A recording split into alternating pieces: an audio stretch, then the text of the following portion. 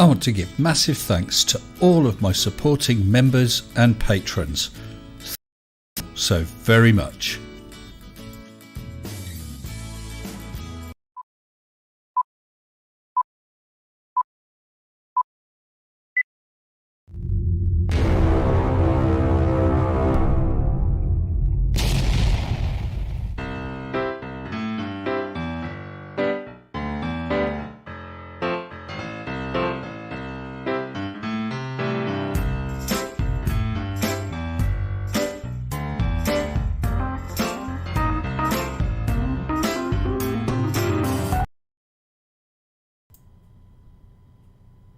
Well, nobody got close to guessing where we were tonight, did they?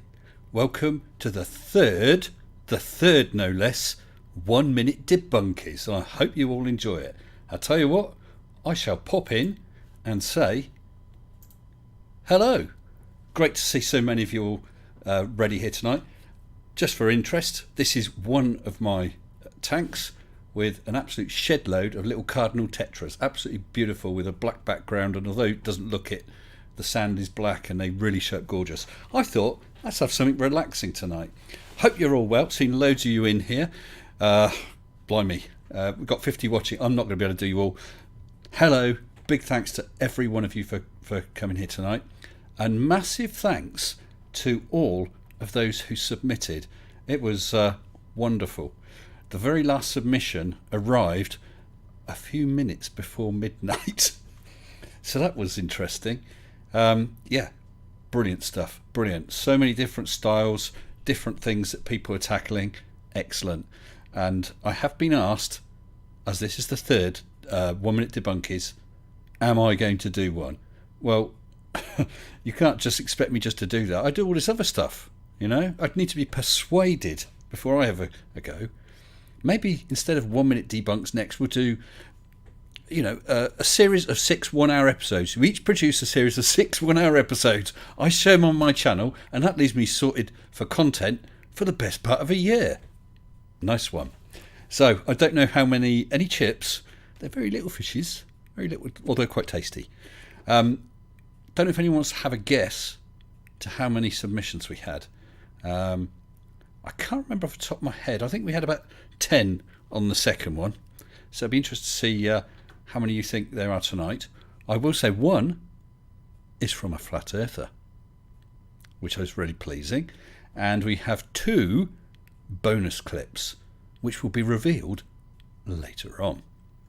I hope you've all had a good week anyway. I've had an interesting week.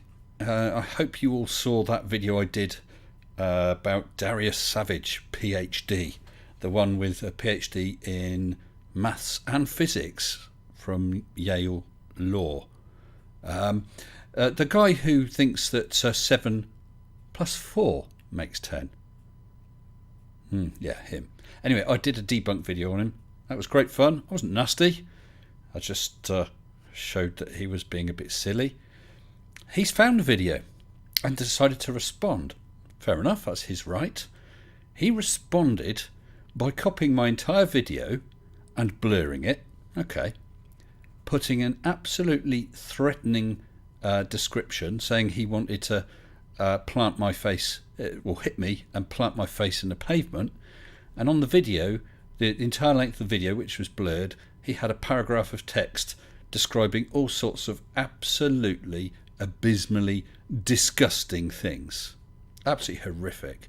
By the time I saw it, someone else had already seen it. I think it was probably one of you guys, perhaps checking out his original video and then seeing that he'd done another one about me. And whoever that was, and I can't remember, put some comment like, oh dear, you know, putting out stuff like this, you're going to be gone. As in, your channel will be gone. Yeah, I did a community post saying about it because it wasn't a debunk. It wasn't just insulting. It was something that should not be allowed in any way, shape or form on YouTube. And in fact, one person, my apologies, saw it and said that they nearly felt sick. So I put a warning on it after that. Anyway, his video was removed. Quite right, YouTube. Thank you.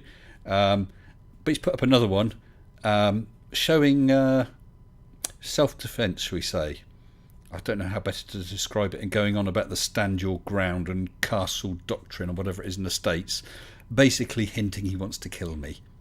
Nice bloke. All because he put out a video saying that 7 and 4 was 10, was 11. But yeah, you know what I mean. 7 and 4 is 7 and 3 does not make 10. Apparently, you need another one or something like. Oh, what a load of tripe! But he posted that.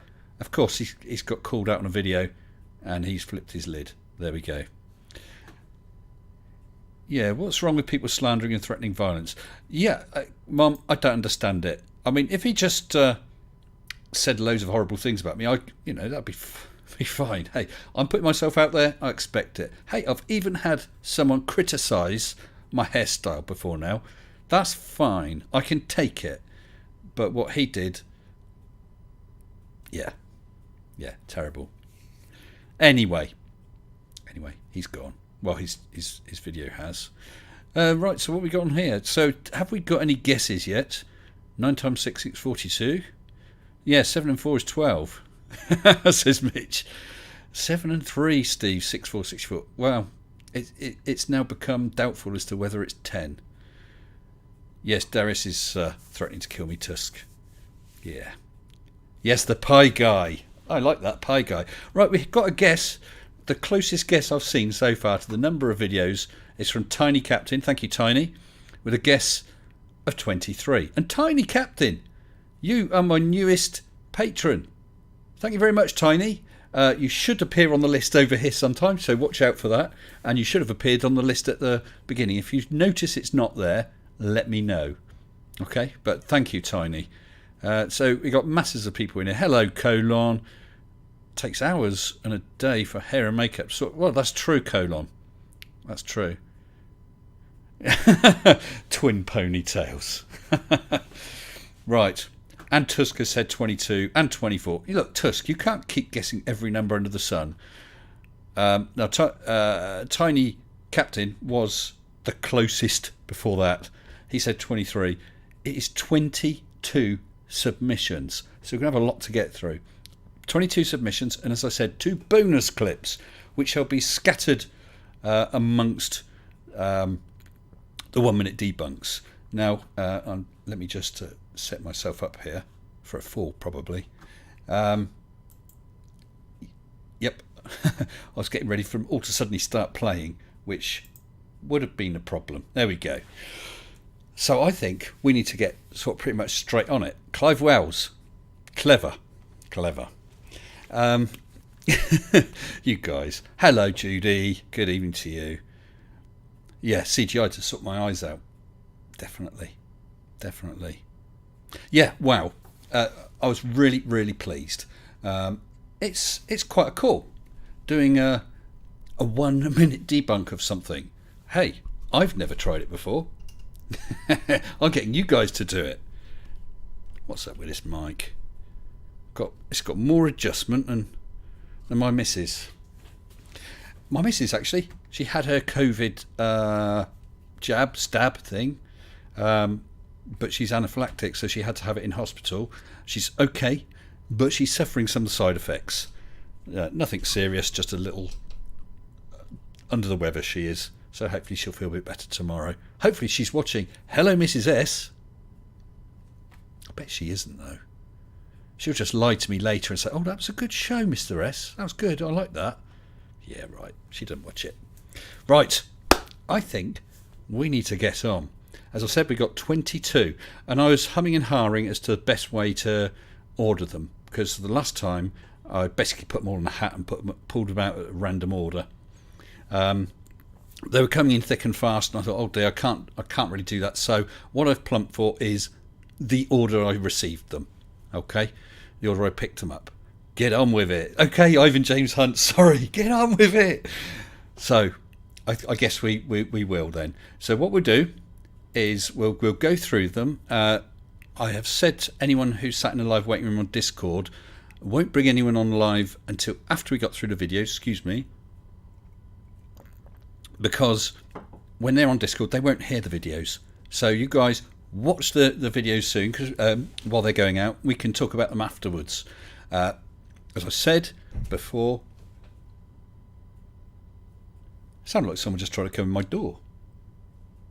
Might be Kylie. Come on in, Kylie. Make yourself... No, it isn't. No, never mind.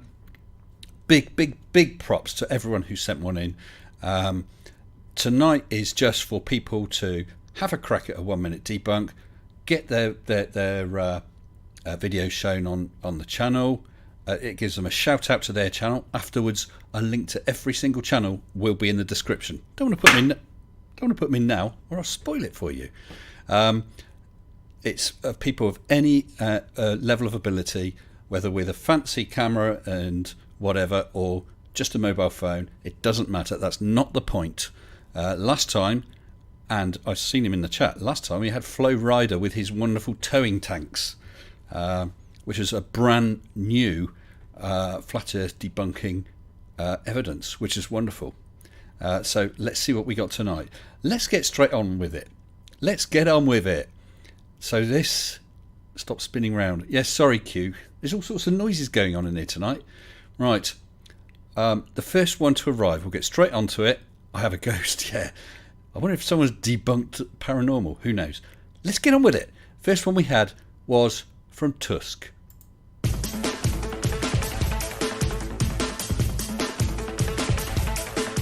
Several high-profile flat earthers have performed an experiment where they shine a laser across a body of water.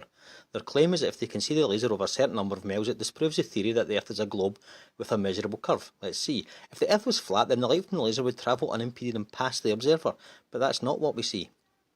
Instead, what we see is the observer they can see the laser some distance out over the water.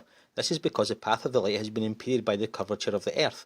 The light from the laser is never a constant beam, but can only be seen periodically due to atmospheric conditions. If there were no curve, the light would continue to travel as shown previously. The only way to overcome this phenomenon is to gain altitude. If the Earth were flat, this would not be necessary. Flat earthers will claim that what we see in the laser test is due to either refraction or the laws of perspective. However, as the atmospheric conditions would have to be identical for every test both day and night, and would further necessitate that the law of perspective changes depending on altitude, both of these objections can be safely ignored. Given the available data, there can only be one conclusion: the Earth is not flat. Thanks very much for that, Tusk. Yeah, them and their lasers. Actually, I'll just interrupt. People got a problem reading the chat with this background? I'll try and adjust that. Yeah, lasers. Right, let's see if I can do it without screwing everything up. Yeah, look at that. I'm getting good at this. A little bit more.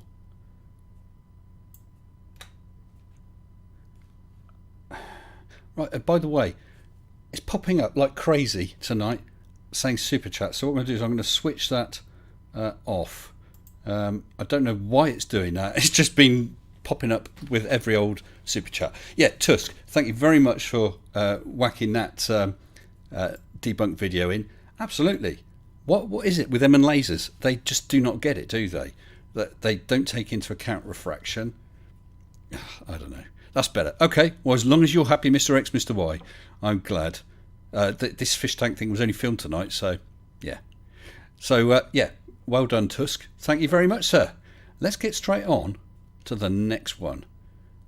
This guy actually submitted a video maybe on both the others.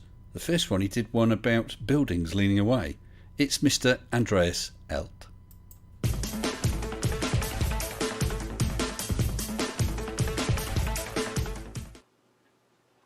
Hello and welcome to this video. My name is Andreas Eld. We all heard what the flat is saying. The Earth can't be a globe. According to globalists, the horizon is 2.73 miles away, but I can see ships and islands way beyond that. So this is their understanding. They're on the beach, and 2.73 miles away we have the horizon, beyond which you can't see anything. Does that look like a globe to you?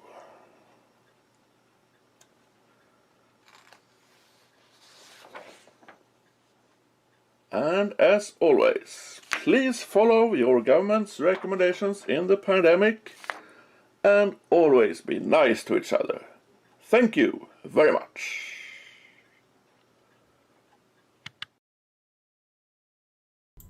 Just love the public service announcement at the end, Andreas. So you're putting forward cube Earth theory. Interesting. Yeah, horizons. You want to take that along to see Nathan Oakley, see what he has to say about that. And the Lego. Yeah, I absolutely love the Lego play button. Nice one. Nice one. I'll have to get my cheese play button award out soon. So thank you very much for that, Andreas. Thank you. Good advice. Now Pinion, super chatted 59 Swedish krona. Thank you now. My man, Andreas Elt, the man of fire. Thank you now. Appreciate that. So, Mr. Now, you've been shirking, sir. I don't believe we had a submission from you this time. But I'll let you off because you've done it before. Thank you. Right. Someone else who's appeared on or in the live chat on Discord, I think a stream or two ago, but it's pretty new to being around this channel. It's very, very welcome. Next, we've got Mr. Night Sky Jeff.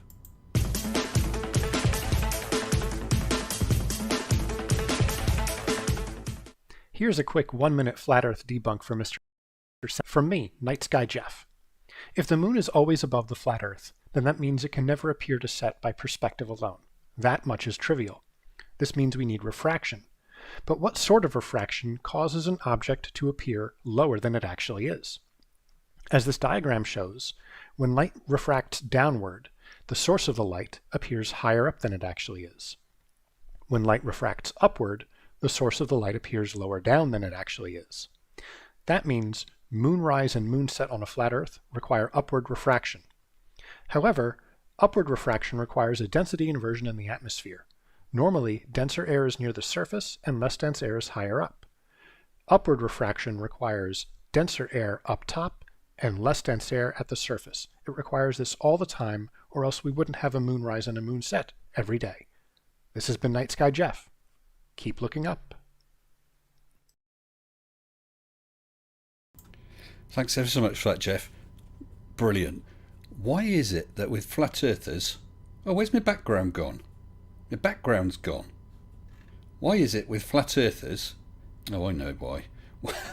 Why is it with flat earthers that refraction and perspective and all that sort of thing only ever works... My background's not coming back. Only ever seems to work in their favour. Don't understand that. Really, really don't. I don't understand why my background's gone. You would have to get me to mess around with it, Mr. X, Mr. Y, wouldn't you? You would. Never mind. We shall carry on here in darkness. Darkness. Oh, yes. Somebody entered the fish tank. Oh, no. Yeah, by the way, please, please, please do check out all these channels. Give them a bit of love. Fish tank's just come back. By itself. Spooky. It is haunted. It's a haunted studio tonight. Yet do check out all these channels. That they've pretty much all got an amount of content. I think there's one that's a channel without any content, just starting out perhaps. But yeah, give them some love. Have a look around. That's part of what this is for. Support them by at least checking out their channels. That would be good. Links to every single channel will appear in the description after this stream. Should have put gone fishing. I like that, Mom. I like that indeed. Talking of like, let's get on with the next. Which one was that? That was Night Sky Jeff. Thank you very much, Jeff. So let's get on with the next one. This guy does not have a channel, and he wanted to be credited just with his name, Mr. Clive Davis.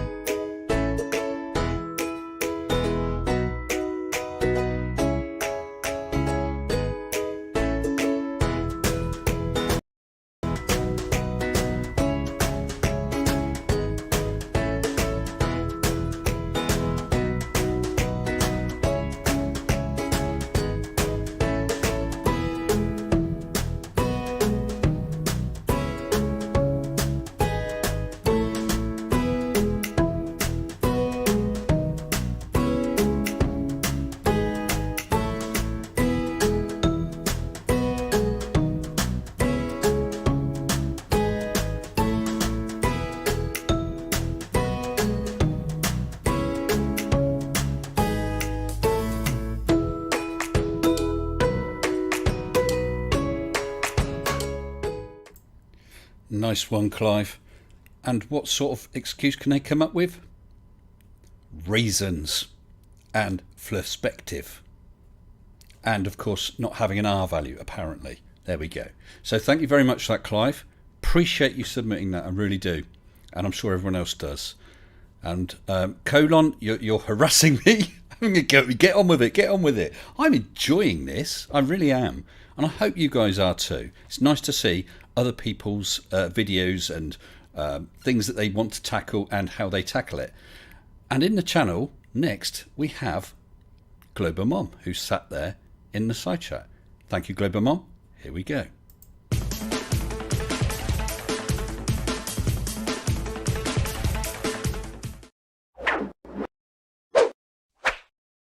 Presenting the AE map with an alleged wall all the way around the edge. According to Flat Earth Wiki, the Sun is a revolving sphere with a diameter of 51.5 kilometers, 32 miles, and is located approximately 4,828 kilometers, 3,000 miles, above the surface of the Earth. If that were true reality, it comes with a whole host of questions, one of which we will address here. How does sunset, sunrise work on a flat Earth?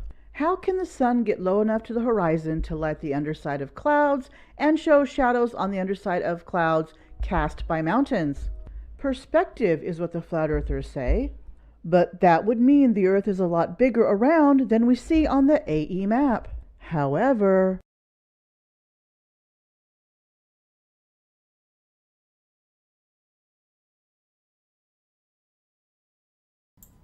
Thank you, Global Mom. Always love that picture of the mountain shadow on the underneath of the clouds. I hope you all caught Fight the Flat Earth's debate the other day with Rad Vlad, who could not grasp the fact that the shadow would be on the side away from the sun. And he was saying that, of course, you can see the shadow there. It depends on your perspective. Hey, got the word perspective in there. That was rather funny, especially seeing Fight trying to stop laughing for the first 20 minutes.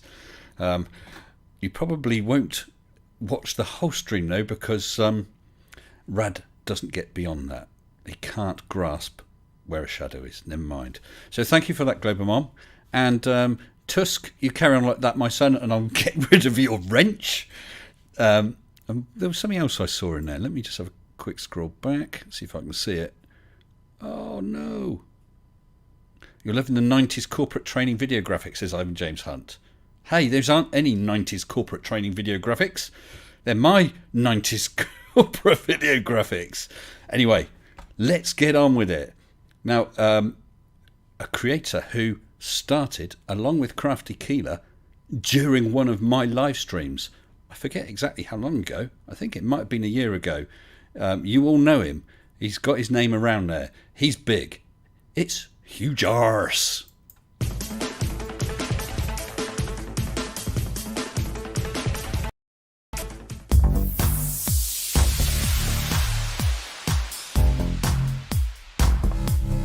Greetings and salutations, this is Huge Arse! And for this 1 minute debunk, I'm going to debunk this. How many times can you say it? If you are claiming Earth is a globe, I do not believe a word out of your lying mouth. If you do not show physical demonstration of your absurd claim, don't bother wasting either of our time leaving a comment. I'm just going to delete it because you are a deluded liar. A physical demonstration of the Earth being a globe, huh? How about the shadow of the Earth against the moon during a lunar eclipse? Or how about this picture of a ship over the horizon? How about last year when a bunch of us took observations on the equinox and showed that reality did not match the flat Earth model, but it did match the globe model? What does that make your comments look like now, Daniel? Babbling, nonsense, insanity.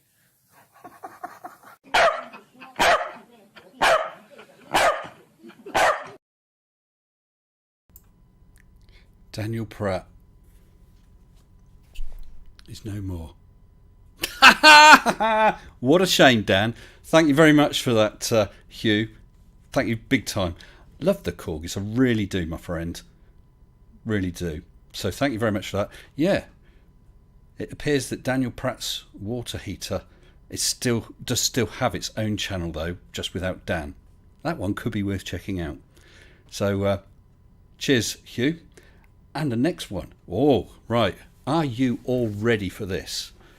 This is a submission. I did say that this was open to anyone, even flat earthers. This one is a submission from a flat earther.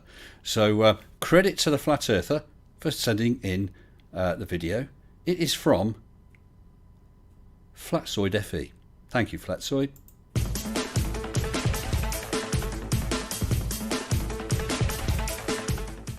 A dust devil was spotted on the crater floor.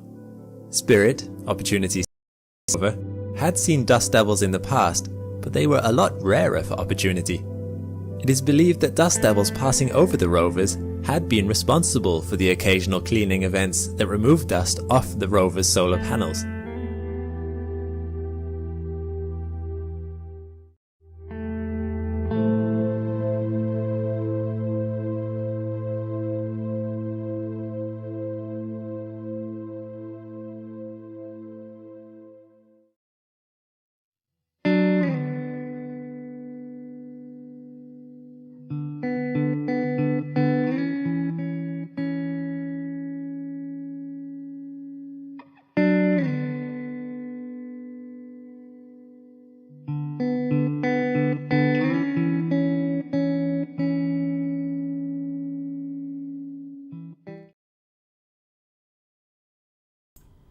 Well, yeah, cheers, Flatsoid, for sending that in. I do appreciate it.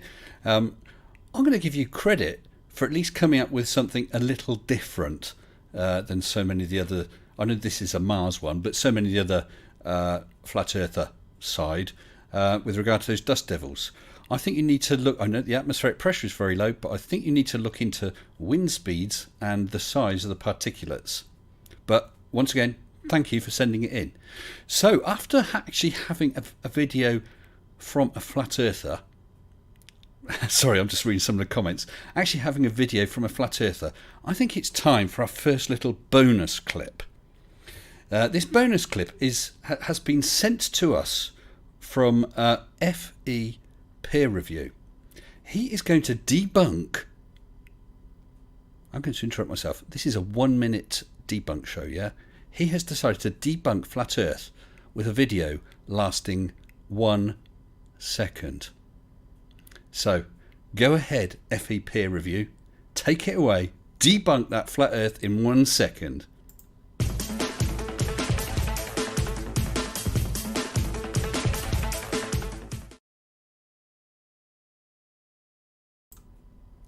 Well put. Excellent argument. If anyone wants to study that argument, you can replay this stream and pause it. Yeah, he actually asked if I'd be able to fit that in the show somewhere. A 1 second video. I'll see about that. So, FE Peer Review, says Mitch. Nice one. Yeah, so thank you. Thank you, FE Peer Review. Not really sure you got the whole point of the mission here, FE, but that was good stuff. So, next one. We're getting through these quite quickly. We've been going for 28 minutes and we're already on number 8. Perhaps we better carry on. So the next one is from a member of this channel. A member who I used to call Mr. Wagner. But I have been corrected. Happy to stand corrected. This one is from Mr. Mark Wagner.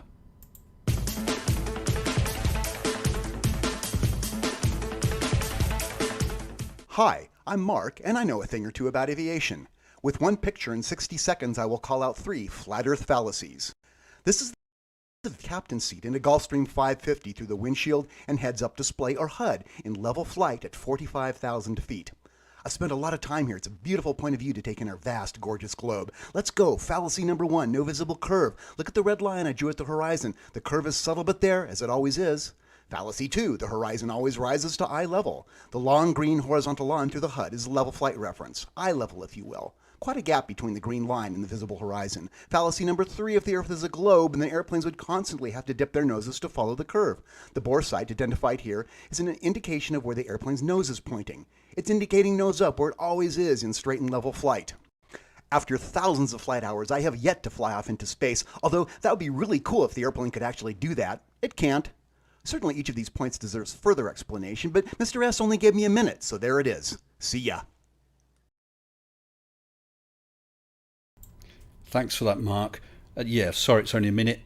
It sort of goes with the territory of a 1 minute debunk show, but brilliant stuff. I would love not only to sit in the cockpit of a plane, but to sit there looking through the HUD. I mean, I've seen the stuff on Wolfie's channel as well. Amazing kit, absolutely amazing. And for those of you who've just joined us, thank you for coming along. We're just about to start video number 9 of the 1 minute debunks. So we're getting on for halfway through, unless you've got a PhD in maths and physics from Yale Law, in which case we got about 37 more out of 22. Pi. P-I-E. So let's get on. So thank you for that, Mark. Nice little video, that. Talking of FE peer review, FE peer review decided the 1 second debunk probably wasn't enough, so he submitted another entry.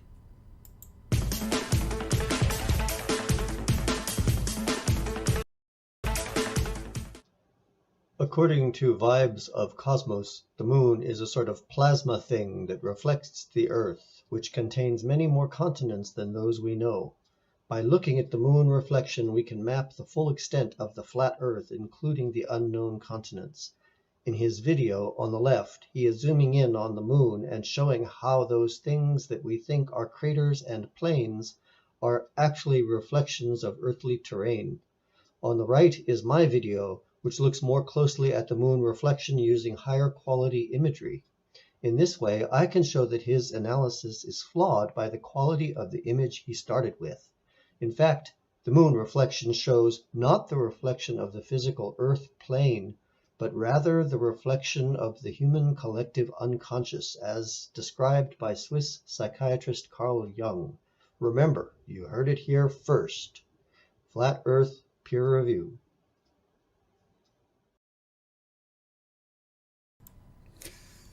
The first time I saw someone talking about the patterns on the moon being reflections of the Earth, I just couldn't believe it. What do they think happens when Earth is totally cloud covered? And why is the moon so brightly lit in the middle of the night from the Earth? Yeah, I don't know. What a load of derp. So you found some purist derp there, my friend. And yeah, I saw the goat as well. I did. So thank you very much for that, FE. At least that one was 60 seconds. Such a show-off, says Owlman. Right. Next is Mr., and he was in here earlier, and he still is, Mr. Demon Orb. Oh no, he's not playing. Oh dear. Tell you what, let me just try and link this again. I had this happen earlier on. For some reason, one or two of the videos wouldn't play. I'll just relink it and it should play straight away. Let's give it a go.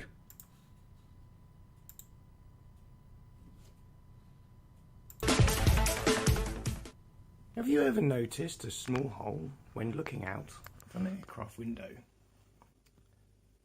This small hole is a bleed hole. Its main purpose is to let air in and out from between the two windows on the outer part of the aircraft, keeping pressure balanced. It stops fogging and frosting due to the difference in temperature outside the aircraft. You have 3 panes, a plastic protection window on the inside of the cabin, the middle window with your little bleed hole, and a very sturdy outer window. And they all sit in a heavy duty window frame with a dirty grey clamp. You're not getting sucked out of that window. Giggity.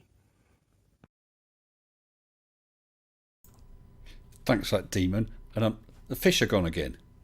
Thanks for that, Demon. It's something to do with the video after I processed it. For some reason, just on your video, it doesn't, I've got them all queued up here. It doesn't want to play. Obviously, we've all seen it now.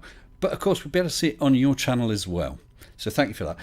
But I'm wondering, do you not think it's going a bit far, actually cutting up aircraft just to do a 60-second video, my friend?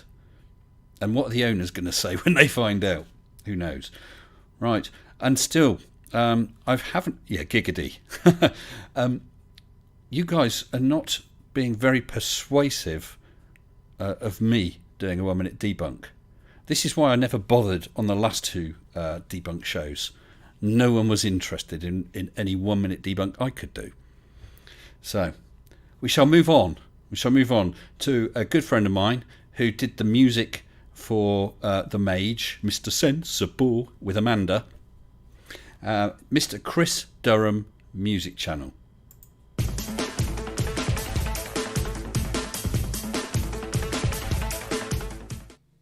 Let's talk about scale.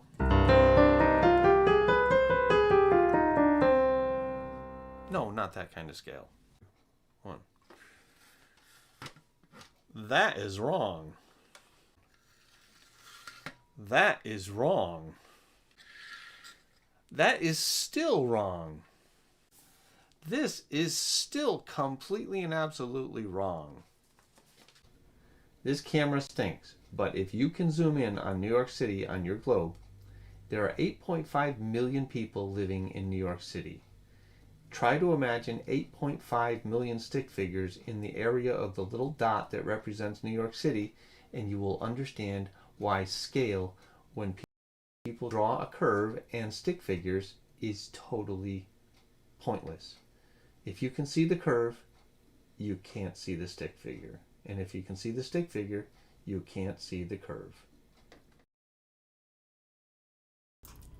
Thank you, Chris. And when you were looking above New York, you could see across the Atlantic, and I'm pretty sure that I could see my house from up there. I loved how serious he looked when he was holding that with a car. Thank you, Chris. Nice one. Appreciate it. Next one. Another good friend of mine. One of the very few people I have met in real life. Let's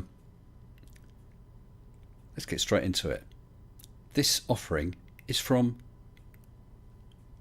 Q.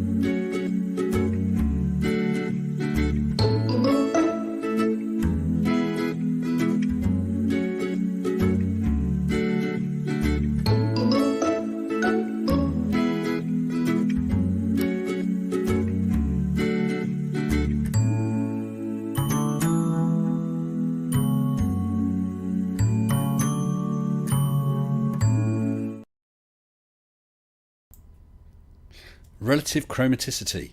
Well, it is a very novel theory, Q, but I can see a couple of errors with it. One is, I'm colourblind. Does that mean that I can fly? And the other is, I'd have a problem seeing colours.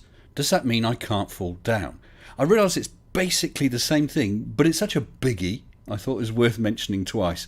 Thanks very much, Q. Loved it. Absolutely loved it. Right. I'm still not pretty darn scientific, Q. I like that. I've still not got any of you asking for me to do a 1 minute debunk. I just shan't bother. Right, after Q, who do we have? I've scrolled up too far. Right. We have another chap who has been around the channel for a long time. Mr. Arctic Reflections.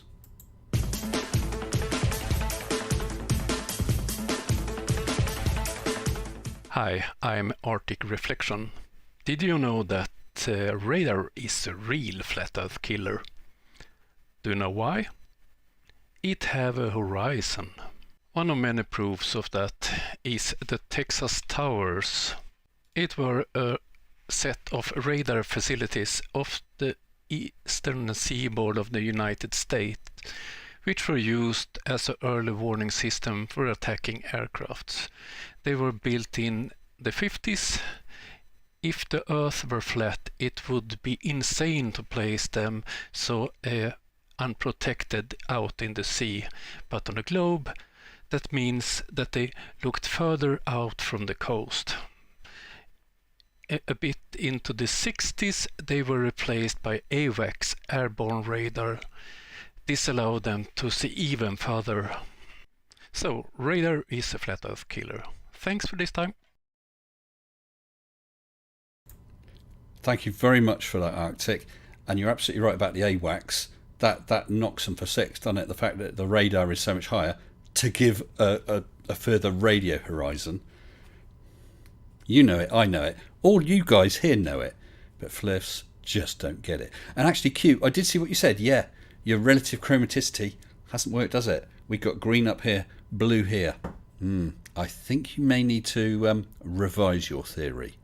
But it was a good try, a very good try. Yeah, thank you very much for that, Arctic.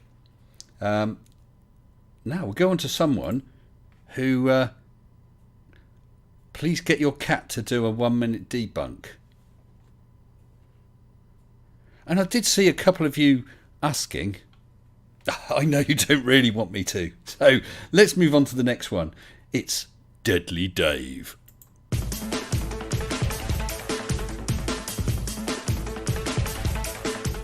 Good afternoon, Deadly Dave here, and I'm going to debunk the idea that we should see curvature. We keep getting this from flat earthers that you can't see curvature, but of course you can't. The planet is huge. So first of all, I have here, as you can see, a couple of straight blue lines across my screen.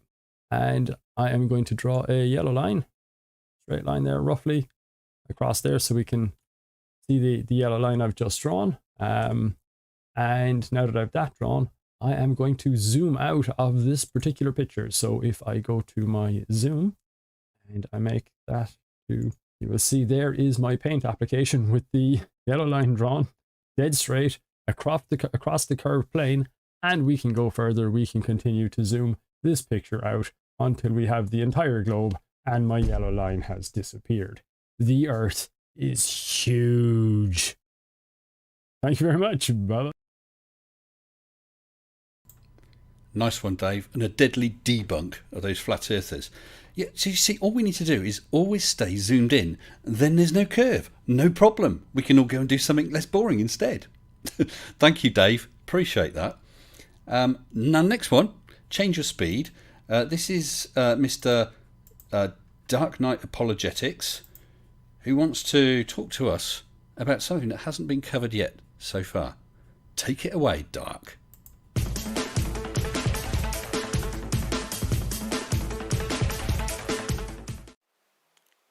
Hello, I'm Jeremy, and in today's video we are going to be debunking the idea that the Bible says the Earth is flat. A lot of flat earthers will claim that the Bible says the Earth is flat. It does not. Oftentimes they are referring to the KJV Bible and the usage of the word firmament. The KJV Bible is a terrible translation if you want to study what the Bible actually says.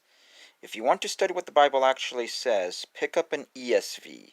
It uses the word expanse. There is no firmament, there is no dome. It's an expanse. Okay? It's an expanse.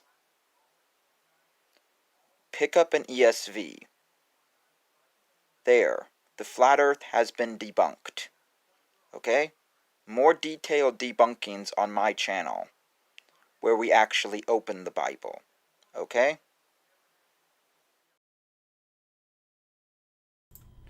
Thank you, Dark. Now, I'm not a religious person at all, but I don't know why these biblical flat earthers can't deal with the fact that 99.99999% recurring religious people do not believe and do not think the Bible requires a flat earth.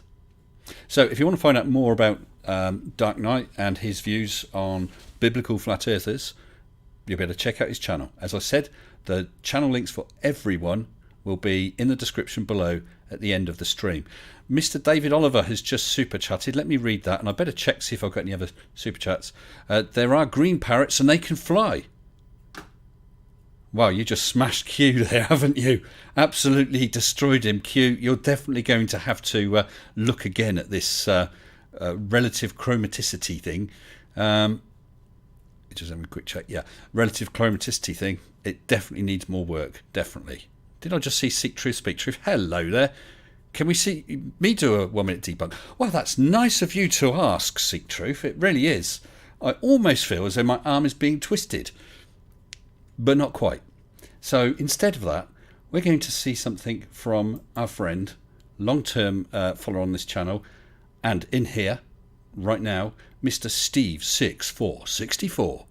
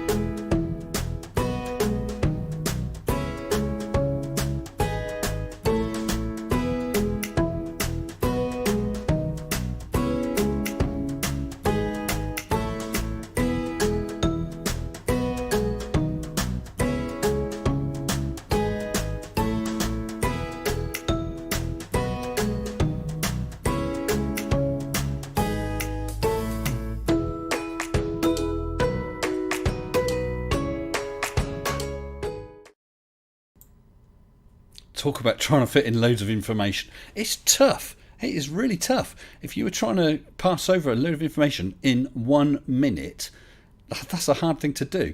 And in fact, that's Steve's second shot, because the first one was a little long, and I said, "Come on, try get it into 60 seconds because that's the challenge," and he did. But you may have to watch the stream again and slow it down, or watch it on his channel in case he's got a longer version. But thank you very much for that, Steve. I don't know why these flat earthers have also got such a thing about Walt Disney. Absolutely crazy. Super chat came in from Chris Holmes, £4.99. Thank you very much, Chris. And you didn't even want to say anything. Now that is succinct. Yes, very much so. Why did everyone choose the same free music? Says colon. No, that one I put that. I think that I can't actually hear the vids as I'm playing them now. A couple of videos did not have any music on, and rather than leave them silent, I put some neutral music over it, so that could explain that. That's if there was music on that one, it may well have been my choice. Okay, so you're having a go at me again, colon. Oh, you barely got to read it on your phone, Doctor. Well, all the more reason to watch the stream again. Oh yeah. And we got 195 people watching as we speak. Thank you very much. I hope you're all enjoying it. We still got quite a few more. Oh, Second Best Bob. Hello, Second Best Bob. Just super chatted £5 saying, "This is all great, Mr. Sensible, but won't you show us a 1 minute debunk?" You are starting to persuade me, Second Best Bob. I tell you what, I'll have a think of it while we look at this next video, which is from Mr. Jones, 1972.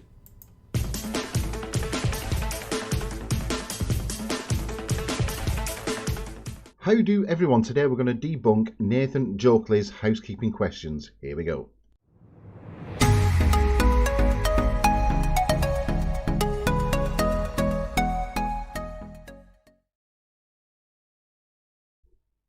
Plenty. Yes, don't get triggered, Oakley.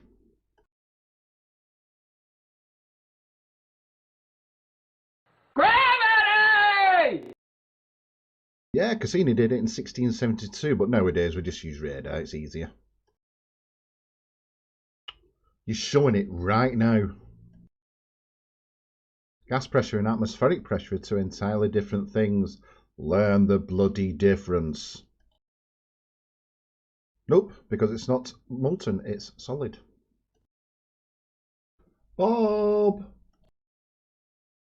Done. Thank you, Mr. Sensible. You tell him, Mr. Jones. Nathan Oakley, don't you just love him? Well, not really. Those housekeeping questions have been answered by me, and you, and just about everybody else. Will he acknowledge it? Will he take the actual evidence given to him? No. We know why. Thank you, Mr. Oakley. Right. We want a Mr... Oh, all right. All right. Okay already. A debunk from me. All right. So this is the third... Well, I just said I'll do one, and Tusk has now just super chatted £3 saying, please do a 1 minute debunk. We all really want you to. Honest. And Jeff P super chatted $3.14, also saying nothing. Thank you, Jeff. Okay, guys. And I saw someone saying if I do it, better be 60 seconds. You don't think I deserve the benefit of it being my channel and sort of do 90 seconds? Would that be acceptable? No, I guess not. Okay. All right, people. All right, this is it. This was shot today. Mr. Sensible's 1 minute debunk. I thought I would try something big. I thought I would try and measure the size of the Earth.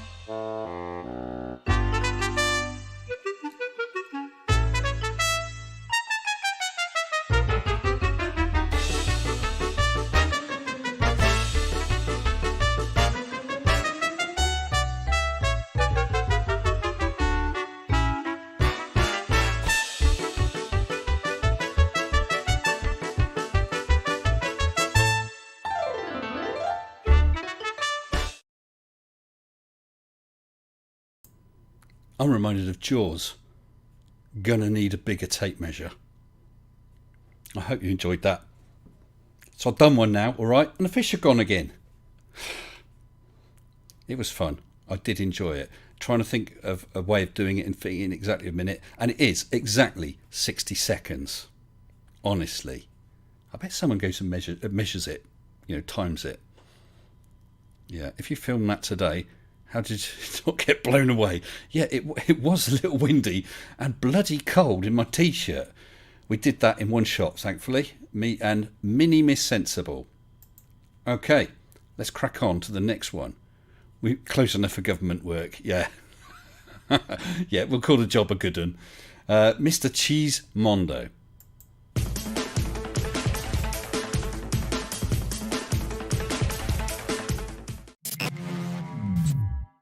Good morning, good afternoon, good evening, wherever you may be. Chismondo here, Paul, from Colorado, El Paso County.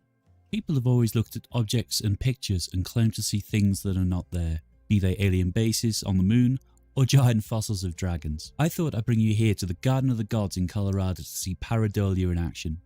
We'll be looking at sandstone rocks that are part of the Fountain Rock formations, and these rocks are hundreds of millions of years old. Some well-known examples of pareidolia are a face on Mars and Jesus Christ appearing on an iron. The locals call this rock kissing camels. Can you see why? Can you see a footprint in the middle of the screen? Oh, it's just a shadow. They look like giant white toes, right?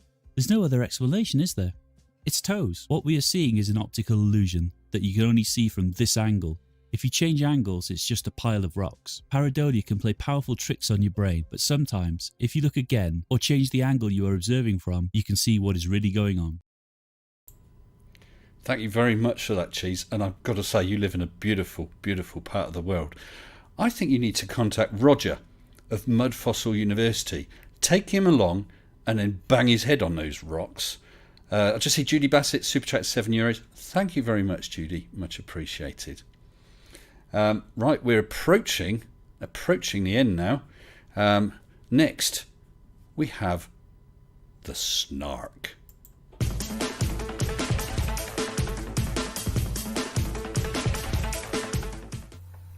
Good evening, it's the Snark. A short video about the lengths of the Tropic of Cancer and the Tropic of Capricorn. They are of the same length. You can see that because here we have the Tropic of Cancer and here we have the Tropic of Capricorn. There's both the same length, they're both 22,859 miles, here and here. Now, to those flat earthers who like to say, yeah, but they're not real places, you can't really measure them, and they're not actually a line on the ground, they go through these places. You can see the gallery here and the gallery there. This is the places they go through. So you can actually measure the distance from the equator to either of the tropics. So it's a real distance because they're real places. They're equally long, which is impossible on a flat Earth. So goodbye, flat Earth, you're done. Thank you very much for that, Snark. If you think you've got any hope of making flat earthers understand about the Tropic of Capricorn, the Tropic of Cancer, and axial rotation, axial tilt of the Earth, you've got an uphill struggle, which probably means you should head northwards. So thank you again, Snark. And next, the next one is someone who I don't even need to name. I don't even need to name this person, primarily because I probably say it wrong. Priminome ultimum. Have a read of who it is.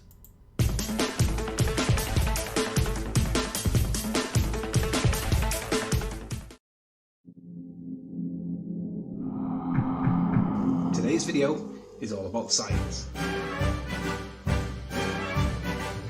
I've changed the density of the medium and the egg has displaced. If mass really attracts mass, why didn't the egg go down? The cause of the movement was changing the medium's density.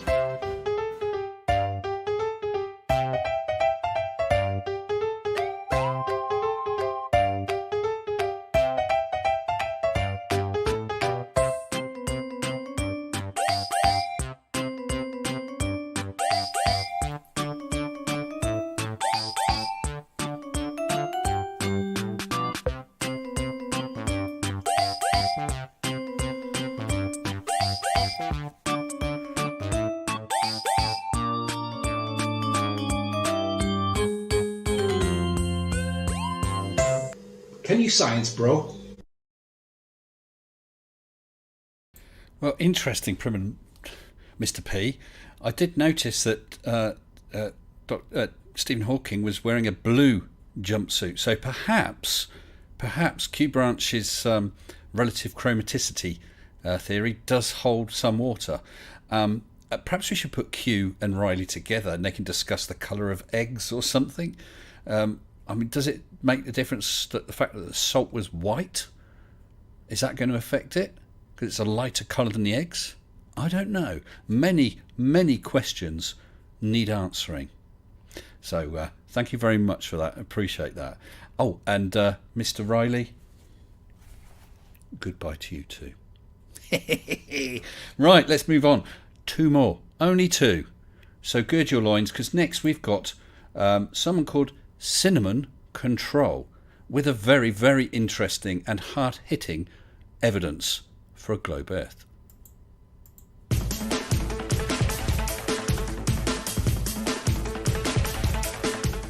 When you throw a rock into a pond, ripples propagate outward in a circular pattern. Likewise, during a tsunami, massive waves propagate outward from the origin. The waves travel at 500 miles an hour through deep waters. If the severity and the time of arrival can be predicted accurately, many human lives can be saved. Let's look at a prominent example, the 2010 Chile earthquake. The waves first arrived in New Zealand 13 hours after the earthquake, in Alaska at 19 hours, and in Japan at 22 hours. But why aren't these lines circular? Well, actually, they are. They're modeled on the globe, and so on any other map, they will be distorted. Can the flat Earth do any better? Well, the most popular flat Earth map looks even worse than before. In fact, it isn't even possible. No flat map can avoid distortion. So if the globe is accurate, no other map is. Globe models save lives. What has the flat Earth done? Cinnamon Control, tonight is your night. Sir, you smashed it. Absolutely smashed it. Like Flowrider did with his tow tanks last time, you have this time with your tsunami evidence. There is no way that that can work on a flat earth. I salute you. Brilliant stuff. Absolutely brilliant. I will be pinching that and using it. I've talked about the, was it Vesuvius exploding and the sound of that going around the earth? But that is recent. It's measurable. Brilliant stuff. Absolutely brilliant. So the last one, sadly. This chap actually did send me a video, but it wasn't accessible. And I dropped him a message saying, "You've made it private, I can't see it." And he unlisted it. And as I was finishing processing the very last one, thinking, right, that's it, I'm done, he popped up with this one. So he squeaked it in by a gnat's whisker. So our last one tonight is indeed Mr. Flowrider. Thank you, Flo.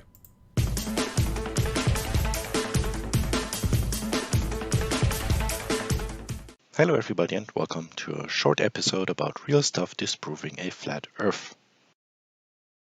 Peas and all other higher plants that grow roots and shoots because they all move relative to gravity without light when they're in the ground and also without taking density of the air or whatever into account, as some flat earthers claim. So how do they do this?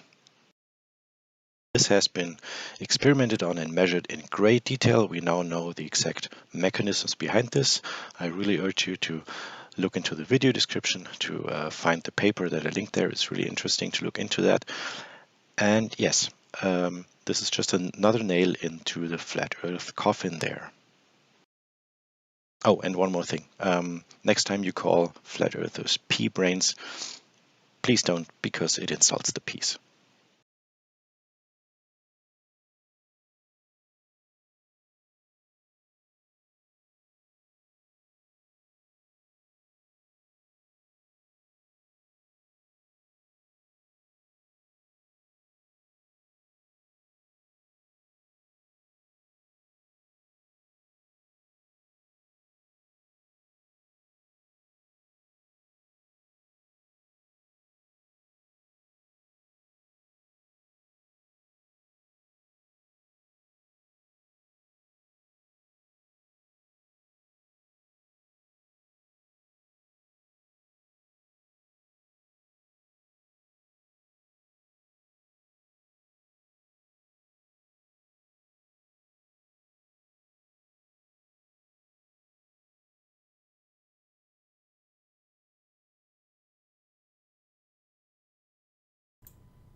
Damn. All those videos, I've got the sound on, sound off, sound on, and then I screw it up at the end. Right, let me go back and say that again. Flowrider, thank you very much for that.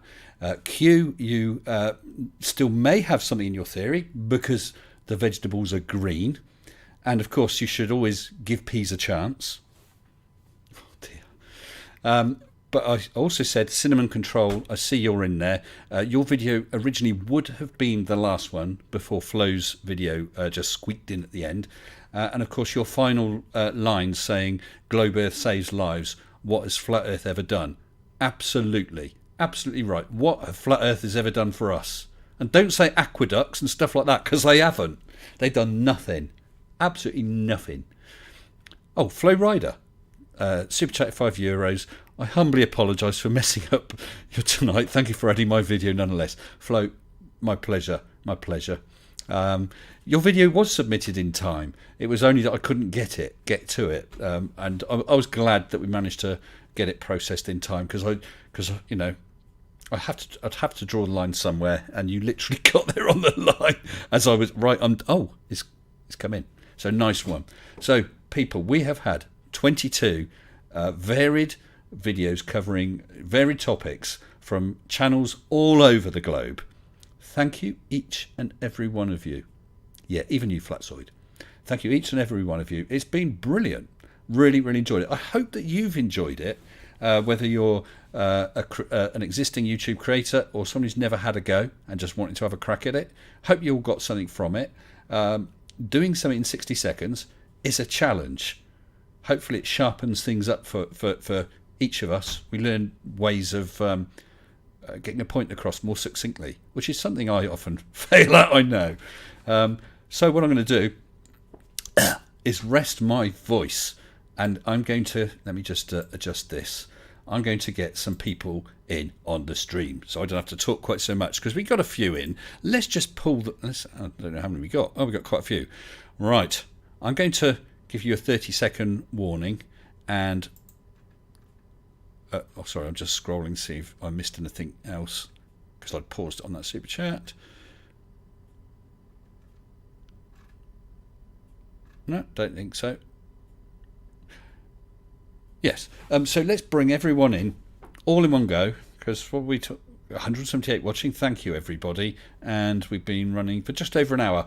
That's not bad for 22 1-minute videos, is it? Not bad at all. So let's get some people in. So we have. Oh, I'm going to bring in first.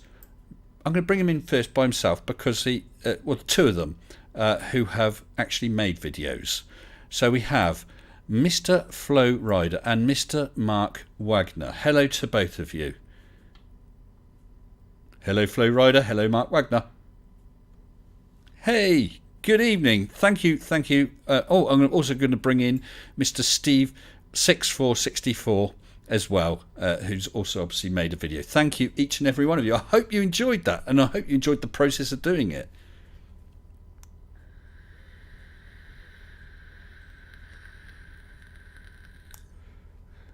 And like I said, Mark, in your video, that view from the cockpit is amazing. The only time I've ever seen out the cockpit of a plane was on a little seaplane in the Maldives. And they're tiny little things, just an open archway to the cockpit. I literally had the front row behind the pilots, and so I just stuck my head looking between their shoulders, and I had a view out. First time I'd ever seen out the front of a plane. Absolutely beautiful. But to see it with that heads-up display and that, wonderful. No. Oh, sorry. Thank you, people. I didn't switch your sound on. Let me go back. Oh, no. Right. Yes.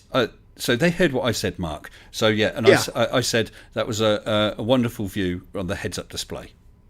It never gets old. It never, ever gets old. And sometimes on these long trips, there's nothing to do but look out the window. And it just never gets old. I love it. I bet. And you've been flying for how long? Because I note you said you've done thousands of hours. Yeah, I started flying international jets back in the late 80s. Started with Gulfstream 2s and flown most of the Gulfstream aircraft as well. So it's been a lot of years. Well, chat. Surely my sound is working now. Thank you. Yeah. Since the 80s. Wow.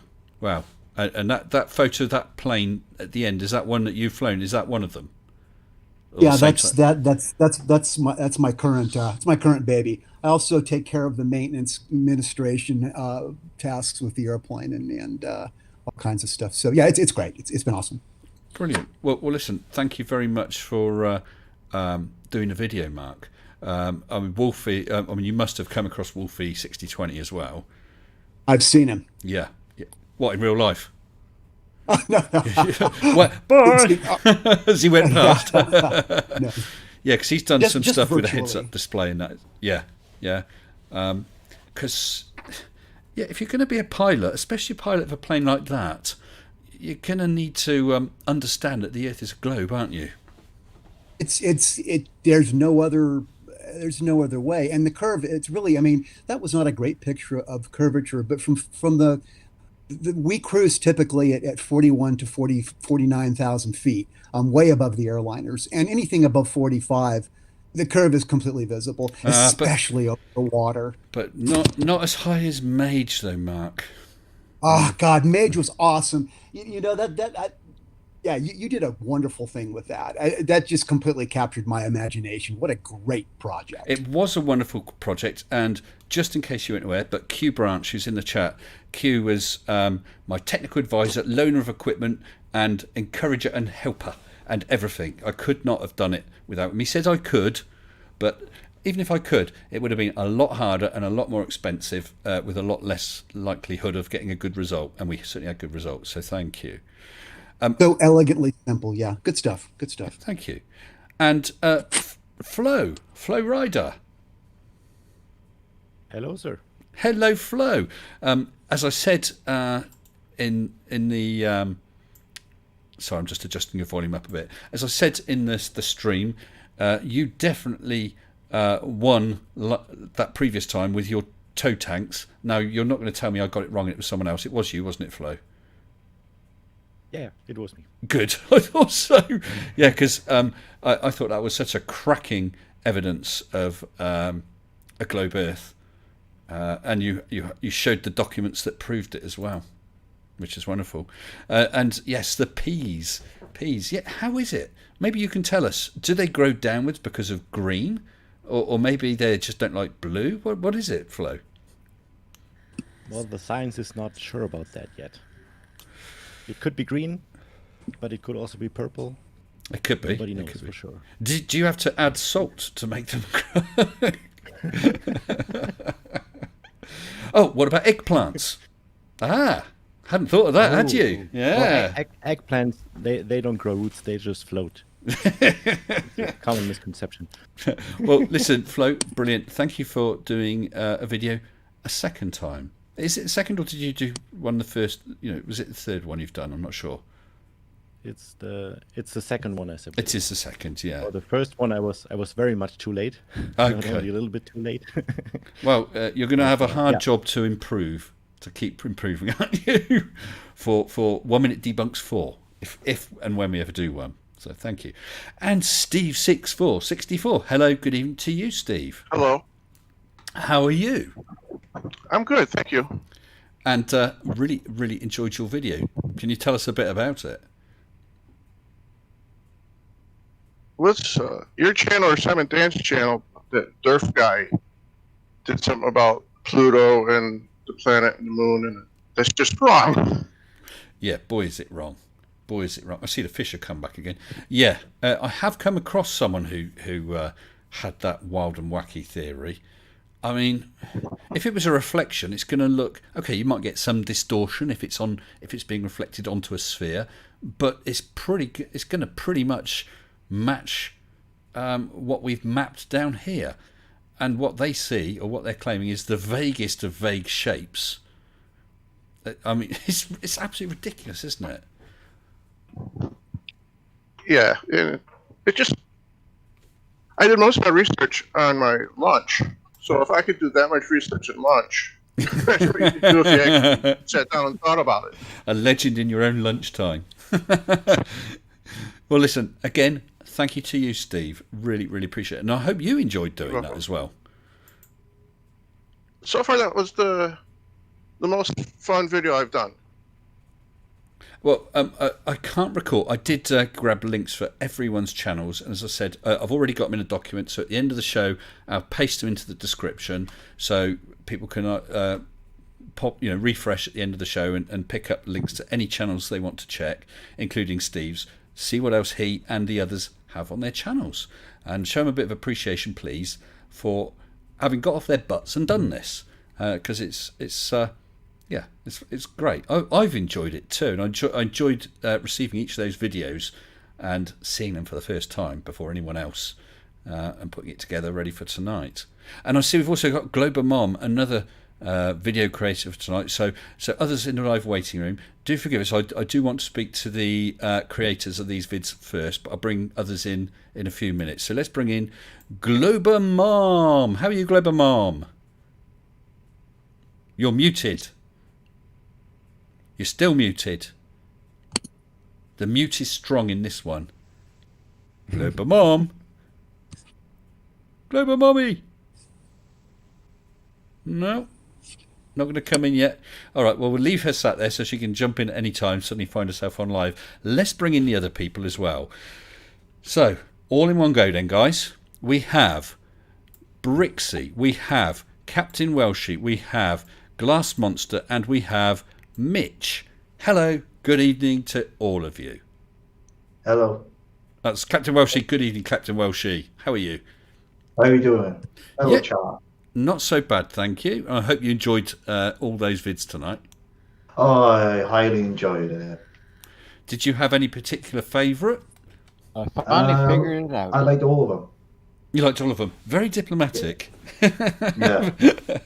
but yeah, I really like the fact that, as I said, that people have gone to the effort of doing it. You think, well, it's only a minute long, but it's actually harder than that. You've got to think of it, you've got to plan it, you've got to film it, you've got to edit it, and perhaps reshoot bits if it's wrong or whatever, or if you've got a lot to say, you'll stumble and you have to keep re-recording and so on. It's a lot harder than you might think. Oh, it is quite hard, yeah. And I see we've got Brixie in here. Hello, Brixie. Hello, my friend. All right. You all right? Yeah. It's I did actually.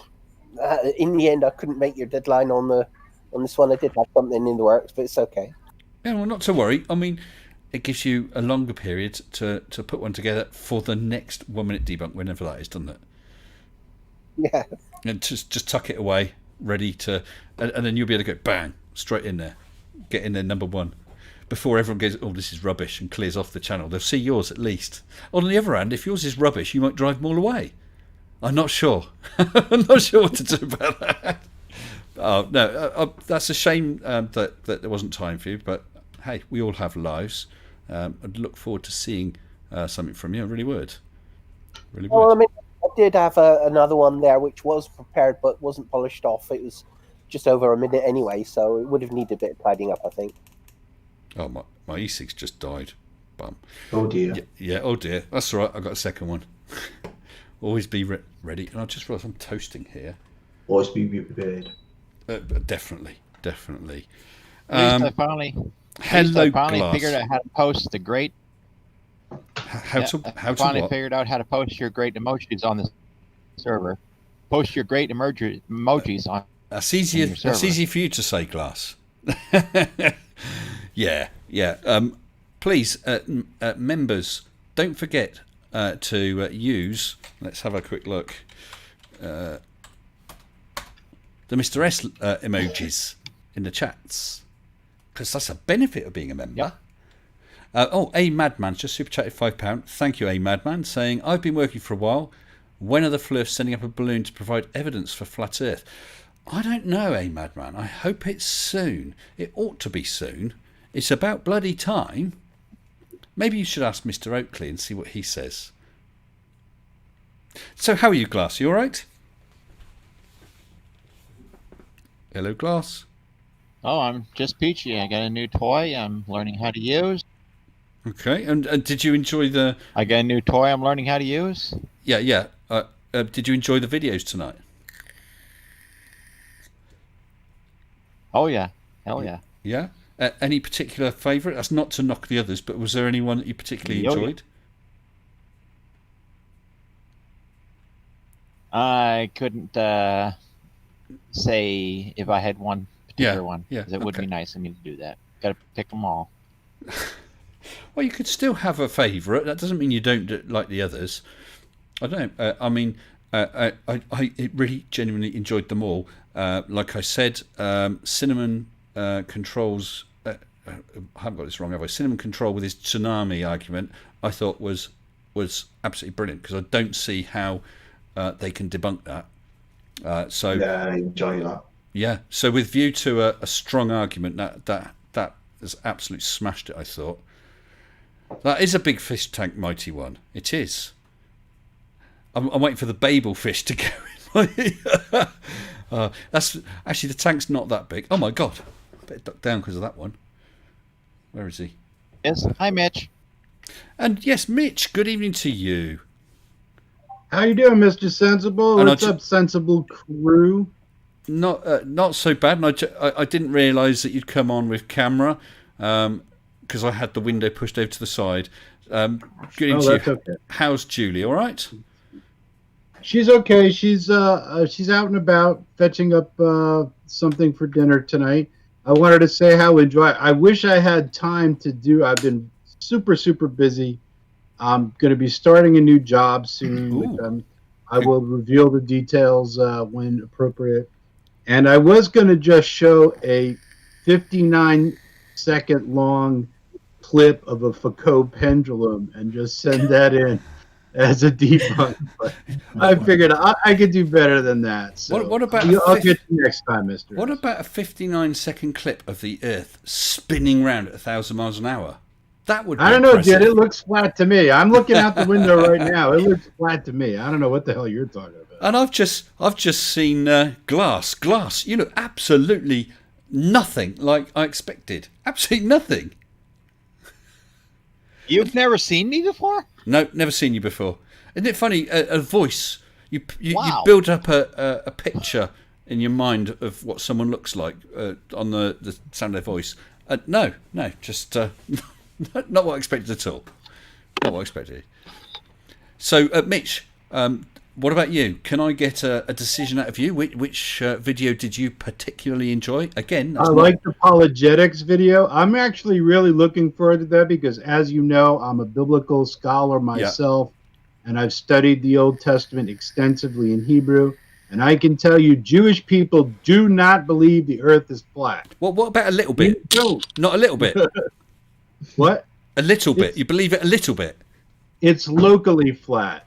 That's what scientists say. It's locally flat. But the word firmament, and it really attracted kind of a little bit. Right.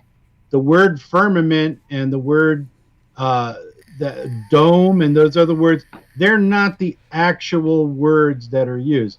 And I actually think with a little bit of imagination, you could say it's pretty amazing that the ancient people realized that there was a point at which the Earth's atmosphere sort of ended. And to me, that, when I speak with my Orthodox Jewish friends, they say that describes the atmosphere perfectly. That that when the Earth was created, as it were, that shortly thereafter, the atmosphere and the water formed. And that is, although a very oblique sort of view, a certainly a reasonable one. But the idea of firmament, it's not a real word. It's not the real translation. What it says is that there is a division between the land and the sky. And I'm sorry, I don't really think that implies anything physical. There's nothing in the Torah, absolutely nothing in the Torah, that insists or states or even indirectly refers to the earth being flat. It's just not there. It's not there. Well, so sounds this like idea. Yeah. So I also like Jarse always puts up. I mean, everything you does is outstanding. Sorry, I didn't quite catch who you meant. Do you mean Hugh Jarse? Hugh Jarse. Sorry, I didn't say it with the proper. People are asking in chat, can we see them? Well, I could link this over, and you'll see Mitch, and you'll see Glass Monster, but then we'd have to kill you, and that's not very nice now, is it? Now, my love.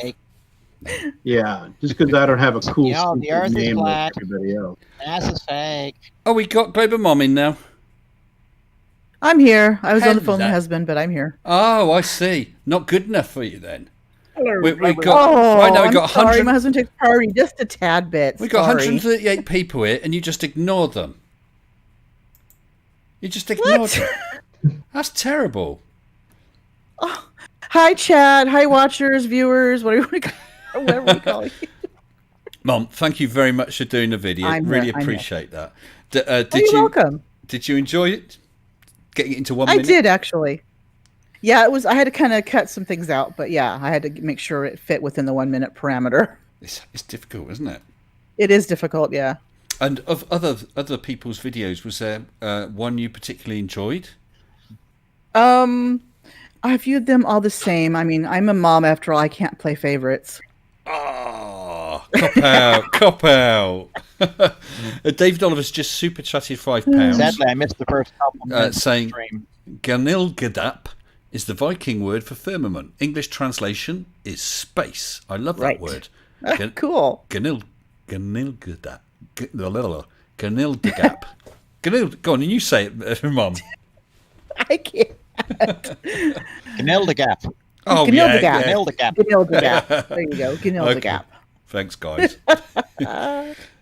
Well, I do notice that I asked each of them which their favourite video was, and not one of them said, yours, Mr. Sensible. Definitely. No. You did one? Yours yeah. was funny. Yours was funny, okay? But I Okay. loved all of them. Oh, you did one? We're all special, You are did a we, video, Mum? did you? He did actually. Yes, he did. Yeah, I did this time. Well, it's the third 1 minute debunks, and after each of the other ones, people said, well, why didn't you do one? Why didn't you do one? So I thought I would. A fun, silly one. There we go. And I managed to. We were going to film it yesterday, I but need a little longer tape, mate. yes. Yeah, that's the That was thing. a long tape measure. It was. And my back was aching from walking backwards, I'm bent sure. over all Yeah. that way. Yeah. I actually waved at Did you get Nathan cold Oakley as feet I went walking around past. that ice wall? Sorry, what was that about ice wall? Hello, good morning, good evening. It's CC. No, who was it said something about an ice wall? One of you. I kind of had that in my video because of the You did. AE map. Yeah. You did, Mum. Oh, that was a great deformation. Great global deformation, Glober Mom. Hooray, Thank hooray. you. I love that Nice GIF. work. That's a great GIF because it puts it succinctly, you know? Because someone was asking about what software you use, so you actually purloined the I imagery. from purloined the GIF. Yes, I did. Oh, I figured you wrote the code yourself and did all I the wish equations I'm not that and talented. But I wish, yeah. Well, again, thank you. You're Thanks to all welcome. of them. Yeah, it's good fun, isn't it? I don't. It is. I don't know of any other channels that do anything quite like that, or quite like this. Can't think of any. No. Well, a lot of channels still aren't clever enough to have other people on. We're still trying to get a couple of my other patrons having Discord chats like this. That would be really nice. Although I've been on with our friend Creaky Blinder. Dude, that dude is a freaking riot. He's I funny. love He is. Brian. Oh, he's Freaking- brilliant. freaking hilarious. Hands up, everyone who's met Creaky Blinder. Dr. Bob does it. Personally, I've had. can't say personally. Yep, me and Mrs. Creaky Blinder and Mrs. Sensible had a very nice curry together. It was, and then went back to his. I did it. His I home. met him through YouTube. You I have a standing invitation if I ever happen to be in Wales to come pop over. So I'll take that as a good thing. Yeah. And that would be I'd be fine with that. I don't really see that happening anytime soon, but it's the thought that counts. Mitch, honestly, if you were ever over here, I would invite you round as well.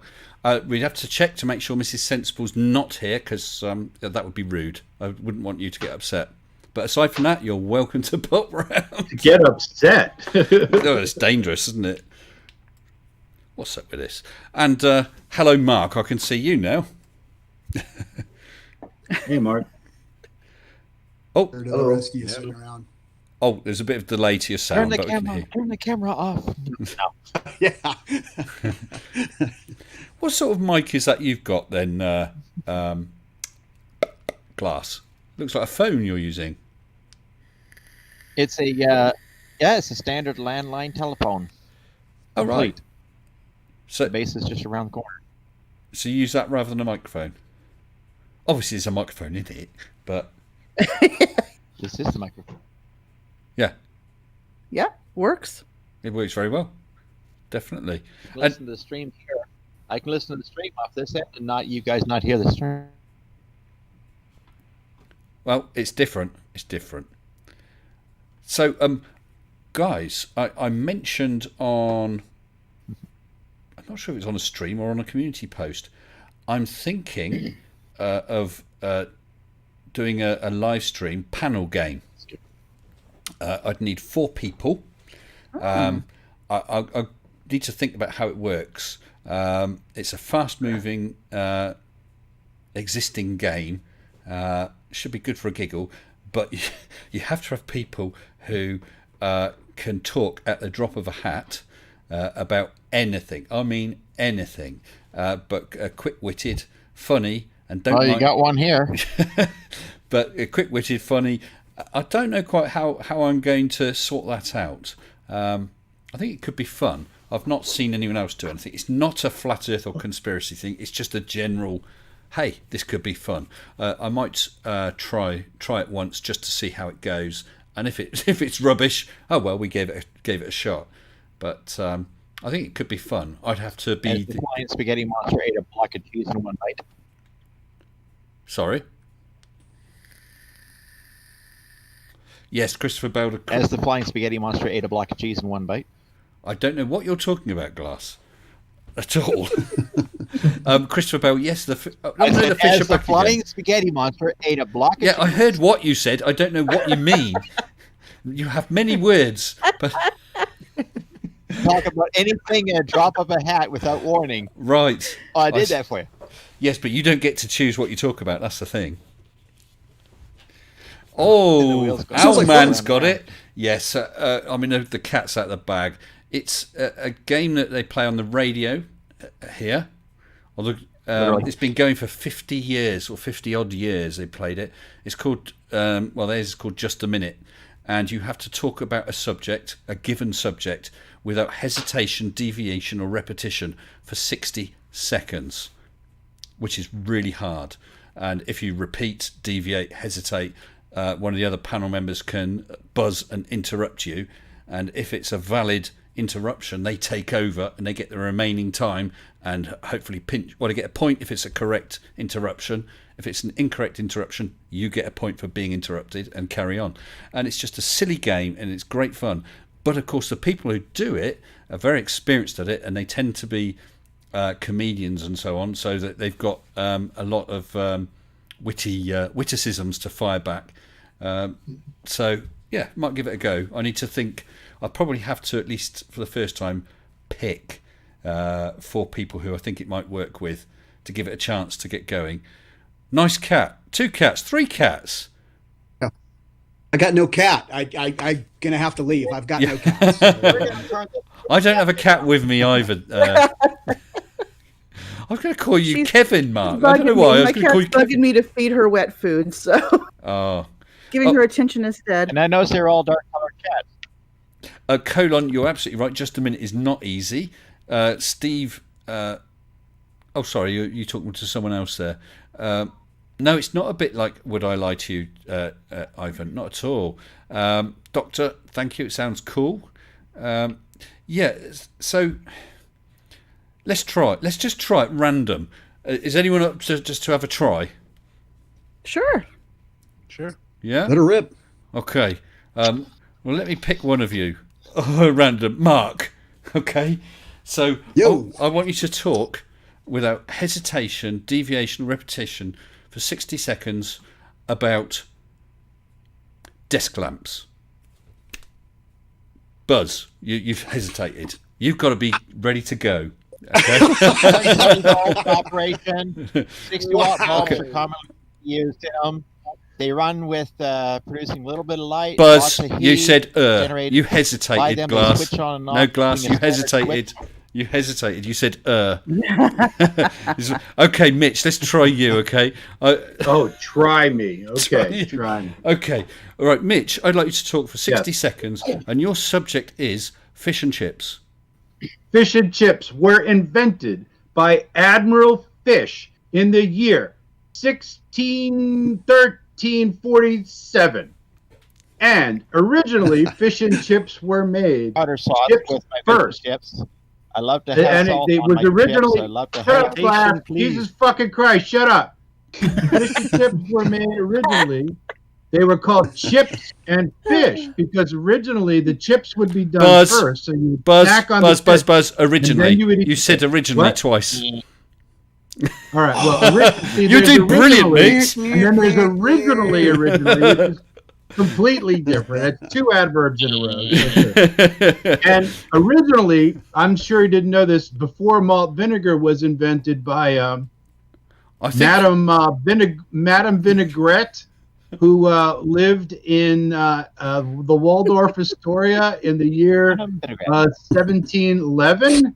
And of course, many people know she was the great uncle of Isaac Newton. Mitch, I think you're a natural. I think you're a natural. That was good. Yes. Very good. I might be Now, giving people you ask me, what do I do for a living? And I say, I'm a management consultant. And then I say to them, ask me to talk about anything for a minute, and I'll show you what a management consultant does. So you had a perfect example. Yes. Wow. What I do for a living. Checks in the post, then, Mitch. Right on. You'll get my invoice. There Don't we go. worry. Yeah. I think, Let me but figure out that's exactly it. Figure out So, what 60 seconds is at my rate. so you're given the subject and starting now, and you have to go straight into it like you did. And there are techniques and just trying to drag out a word, but it's so hard for people not to repeat. You're allowed to, I didn't say you're allowed to repeat the subject. You did fish chips because that's the subject. So you're allowed to repeat that word, and you're allowed to repeat words like and to. Otherwise, you wouldn't get very far. But other words like originally fish and chips, blah blah blah. Originally, no, you can't do that. So it could work, couldn't it? I mean, you've had us laughing just like that. I don't know if anyone else here would like to have a go. So basically, synonyms are your friend when you play this game. Oh, well, you're obviously an expert, Global Mom. I think it should be your turn. I don't know if I'm that much I of think an it should be your turn. expert. Okay, Mom? Right. Yes, I'll give it a try. Global Mom, I'd like you to talk on your subject for 60 seconds, and your subject is English football. Oh, English football. Different from American football. American football is played by running. Same with English football, but the balls are different shapes. And in the English football, you can't touch the ball with your hands, except the goalie can. You can hit it with your head. American football, the goal is to touch it with your hands, obviously. Has to be run into a goal for... American. It's hard, isn't it? Really, It is really hard. I know, I was trying to compare, but... Yeah. But I think this could work. Do you guys think this could work? I think it could. Oh, we've got another person. Andreas Elt. Sorry, Andreas, I hadn't seen you there in the live waiting room. Good evening to you. You're muted, Andreas. Or just jump in when you're ready. Yeah, I think it could work. It could be a fun game, don't you? Yeah, I think it could work. I have another game, real quick. This won't take too long at all. Okay? Yeah, go ahead. And here's the game. If you're watching right now and you don't see a blue thumbs up under the title of the video, you can push that button and make it blue. Yeah, see how many times you can press it. We all win. How about that? It's all for the art. That's quite a game. The other game is how many times can you retweet it, share it, Instagram it, and everything. Yep, there you go. Yeah, that's a good game, that is, isn't it, Mom? That is a very good game. Hello, Andreas, are you in here now? Yes, I am. Hello, good evening to you, and thank Can you hear me? Thank you very much for the submission. I don't know if you were in for the stream earlier. Did you see it? Or? No, I just came home. Ah, well, I've been with my parents at the evening. Oh, well, I hope you had a nice time. I commented. Yes, we had. Good. I commented how much I liked your Lego play button. I thought that was brilliant. Ah, I'm proud of that too. Yeah. So, Andreas, I said you had 400 kilograms of solid Lego. You had previously done a video with the Lego buildings leaning apparently away, one leaning away and one apparently straight, which was actually leaning yes, that towards was you. my first 1 minute debunk, yes. Yes. Did you do one in the second one as well? I can't remember. Yes, the second one I did was about 5G and mobile phones and the radiation.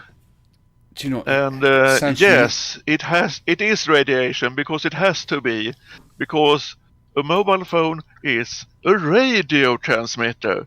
So there has to be radiation from it. Yes, I remember now. Yeah. So all those protectors are sort of a bit pointless, really, aren't they? Yeah. if they work, the mobile phone won't work. No. And since the mobile phones tend to still work, I guess they're wasting their money buying those protectors. Andreas, thank you again for doing the video. All of them. We had 22 submissions. which is wonderful. So there's some interesting and I stuff. missed them all. You missed them all. So which was your favourite then? I've asked everyone else. Yeah. Oh dear. Well, it's good. I hear you're playing 60 Seconds. Is that? Have you come across that game? Yeah, it's on Swedish radio. Yes. Yeah. Well, it was invented by a guy. 58. Invented by a guy called Ian Messiter of the BBC. And the show's been running for over 50 years, and the same guy basically was the compere or the chairman for nearly all of it. Nicholas Parsons, hilarious game, absolutely hilarious.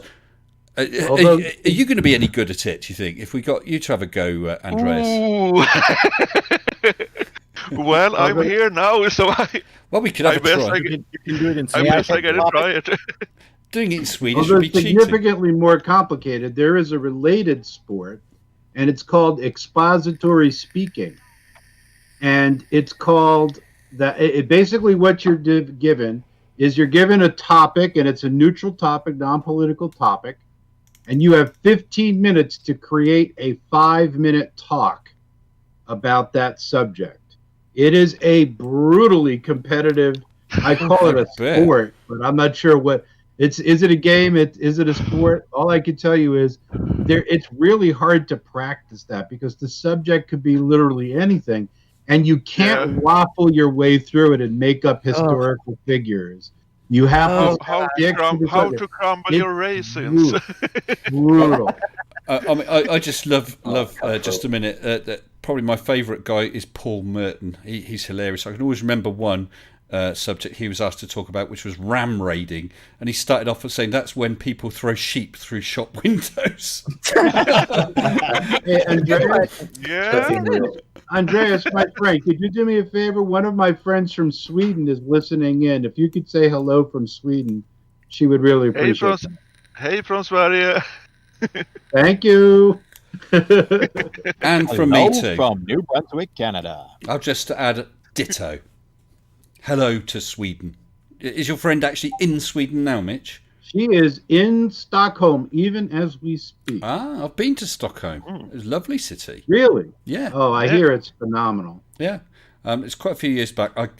We stayed with some friends for about a week. I can't remember. It was a small, or outside a small hamlet, I suppose. Absolutely beautiful country. Loved it. Absolutely loved it. But we did go to Stockholm for a day. Yeah. So, hello, Stockholm. Someday.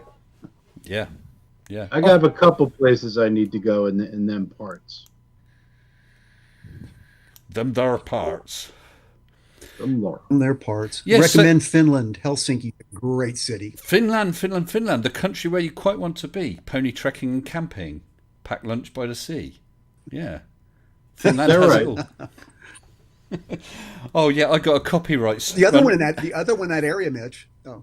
No, carry on, Mike. Is Tallinn, Estonia is the place that might be my favorite European city. It's Tallinn, Estonia. Yeah, I think my friend Mid she had a planned a trip there and she had canceled because of she had canceled because of the pandemic. But funny enough, I grew up in a city in America, one of the few cities where Estonian refugees lived in the 70s and 80s. So I actually know a bit of Estonian. I've gotten drunk with them. What's really fun about, and I don't know that this is true about all Estonians, but the ones that I hung out with, they used to drink vodka and go out in the backyard and do archery. I swear to God. It was an absolute riot. And I'm sitting there like, I wonder what would happen. Shooting apples off of heads. Right. They were a strange crew, but we had a good time. The Estonian club. Yeah, I found them to be extremely friendly and just very, very proud.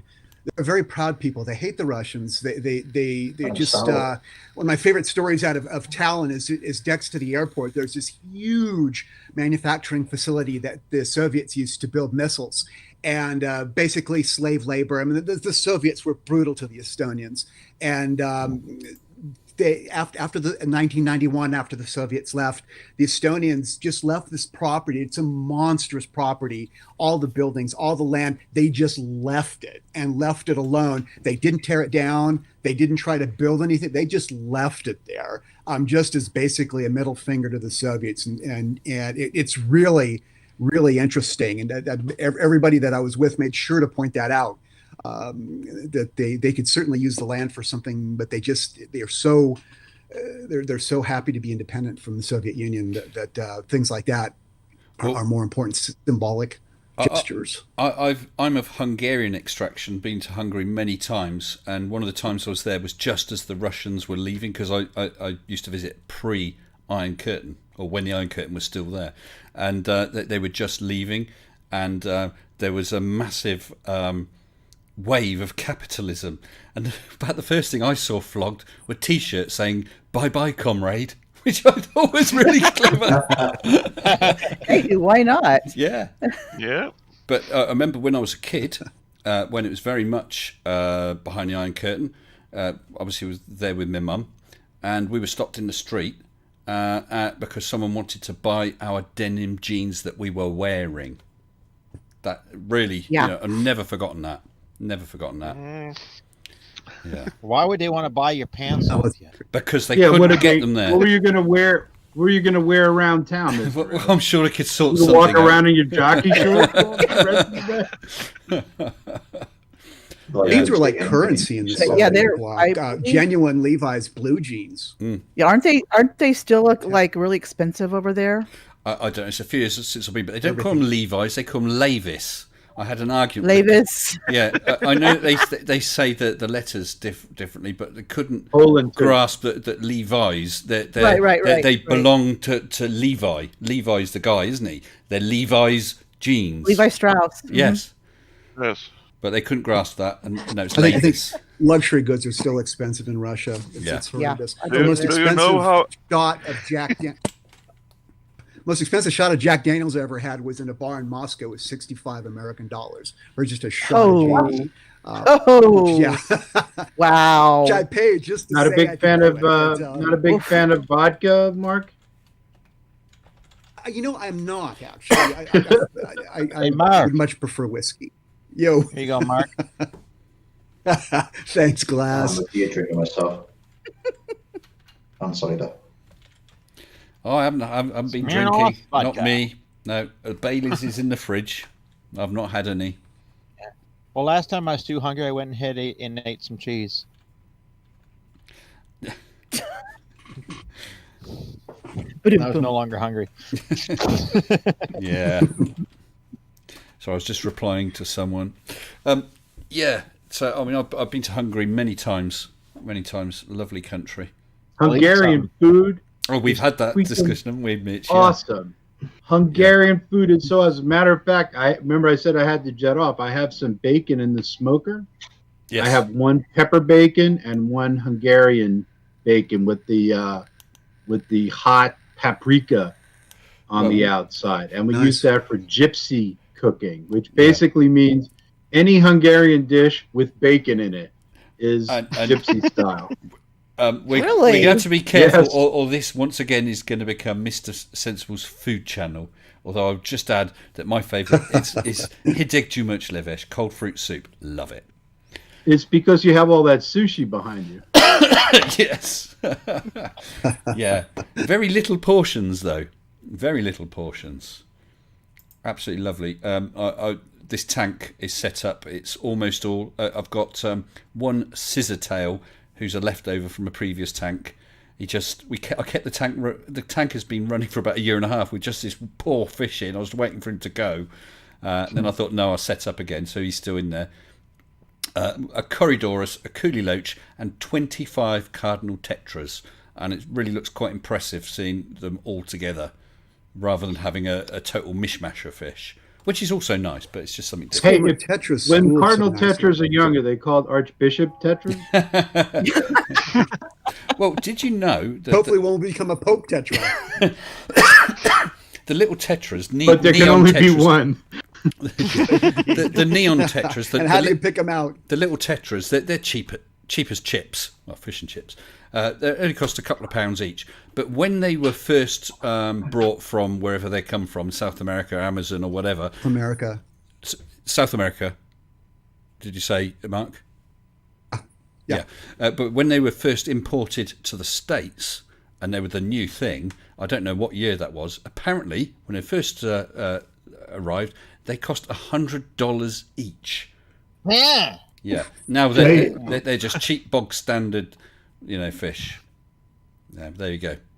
Wow. Well, lots of fish now they can they can breed. Yeah, exactly. I guess that's what happened. It's funny, Mr. Common.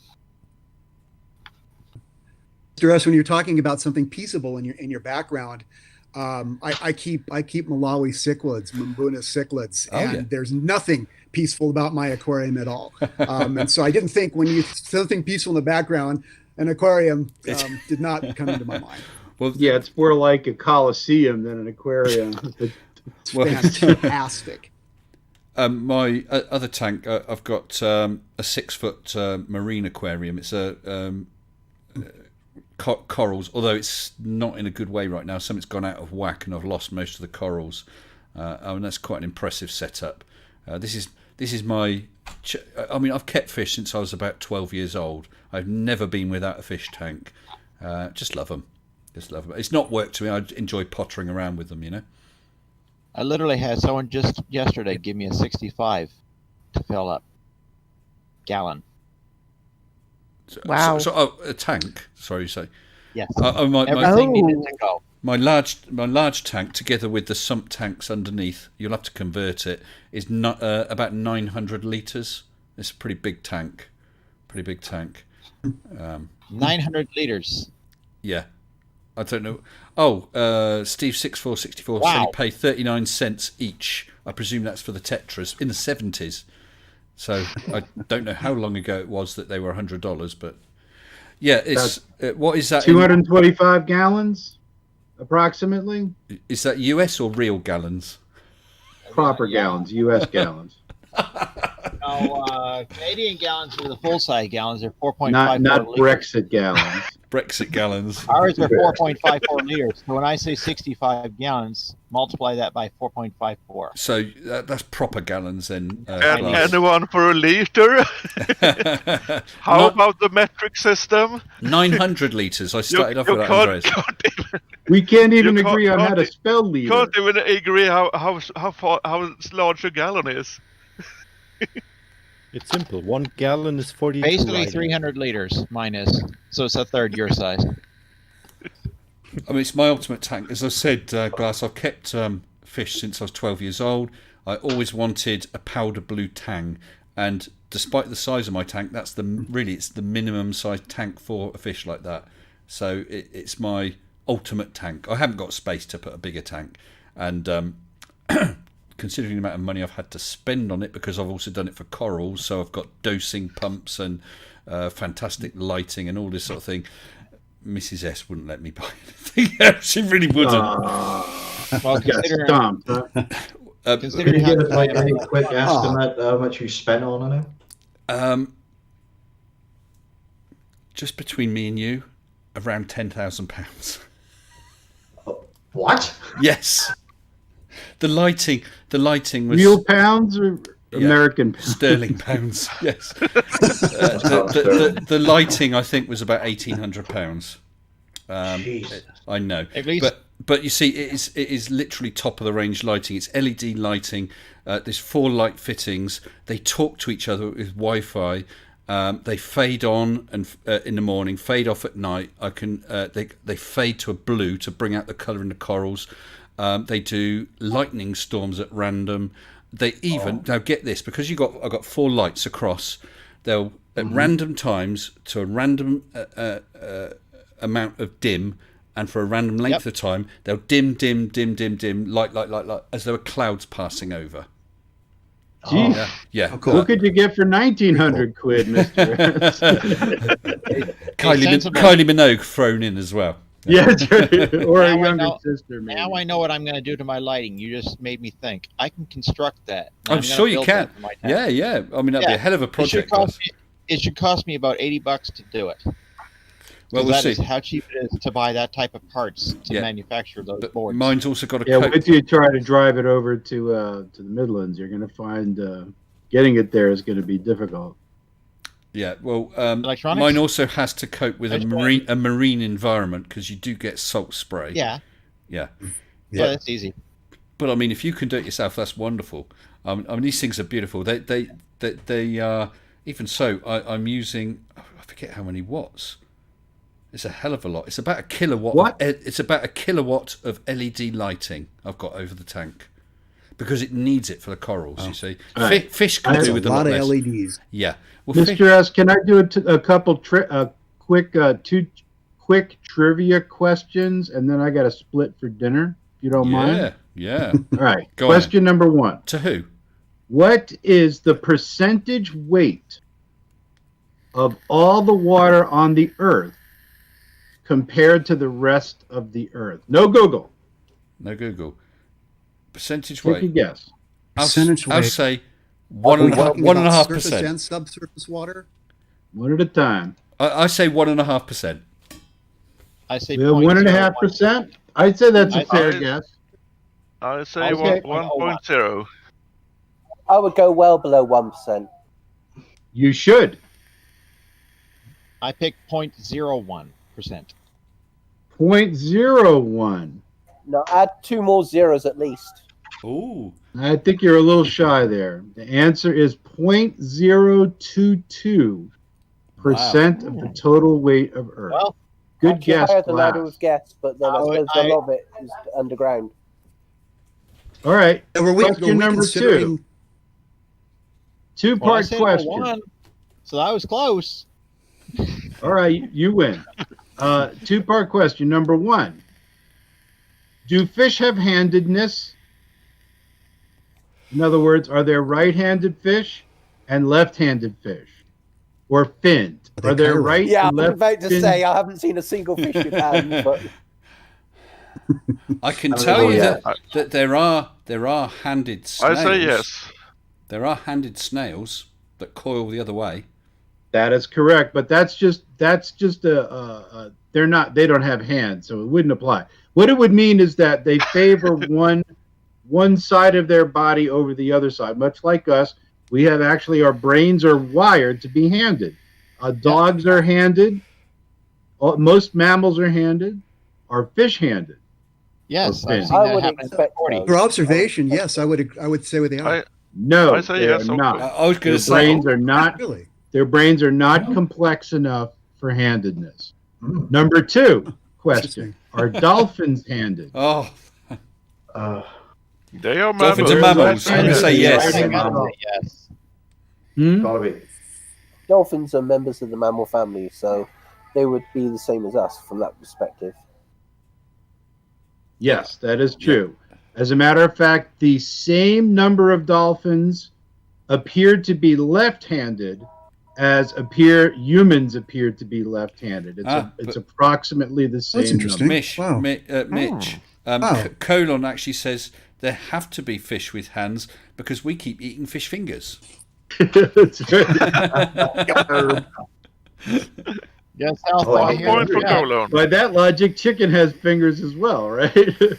All right, I'm going to head off for dinner, guys. Great rapping with you all. You take care, Mitch. Please, Please. videos tonight. Hey, Mitch. Thanks, Mr. S. And please Catch all you guys say soon. hi to Julia.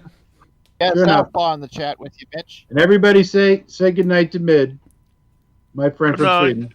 Good What's her night. name? Mitch. Good night. Good night. Good night. See you, Mitch. Bye. What a nice guy. He is. He is indeed. And yes, I'm left-handed. How about you? No, I I'm use the proper hand. left-handed, but Oh, right that's guitar. interesting. You're left. What about you, Mark? Left or right-handed? I'm sorry, guys. Right-handed. Right-handed. I'm right. Andreas? Right-handed, but when I use the computer mouse, I use left hand. Oh, so you're right-handed with a defect. You can say that. Brixie, you? I'm right-handed, but I'm wondering if potatoes can be colorblind. Oh, I don't know. They have eyes. They do. have eyes. They do. Yeah. And what about you, Captain Welshie? Left or right-handed?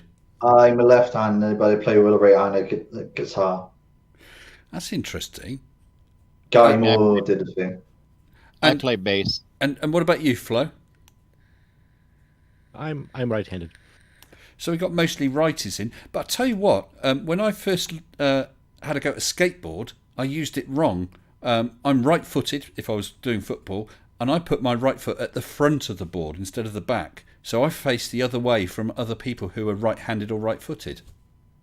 Weird. Goofy foot. It's called goofy foot. Yeah. Is it? Never heard of goofy foot. Yeah, but don't you steer with the right foot anyway in that case, that way? I think I'm goofy foot too if I rode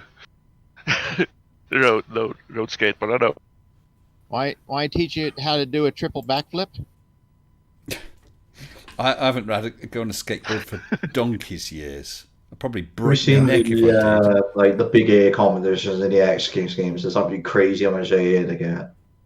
I can show you one frontside 180. I'll just turn the camera a little bit. I'll do a frontside 180 right here in front of the theater.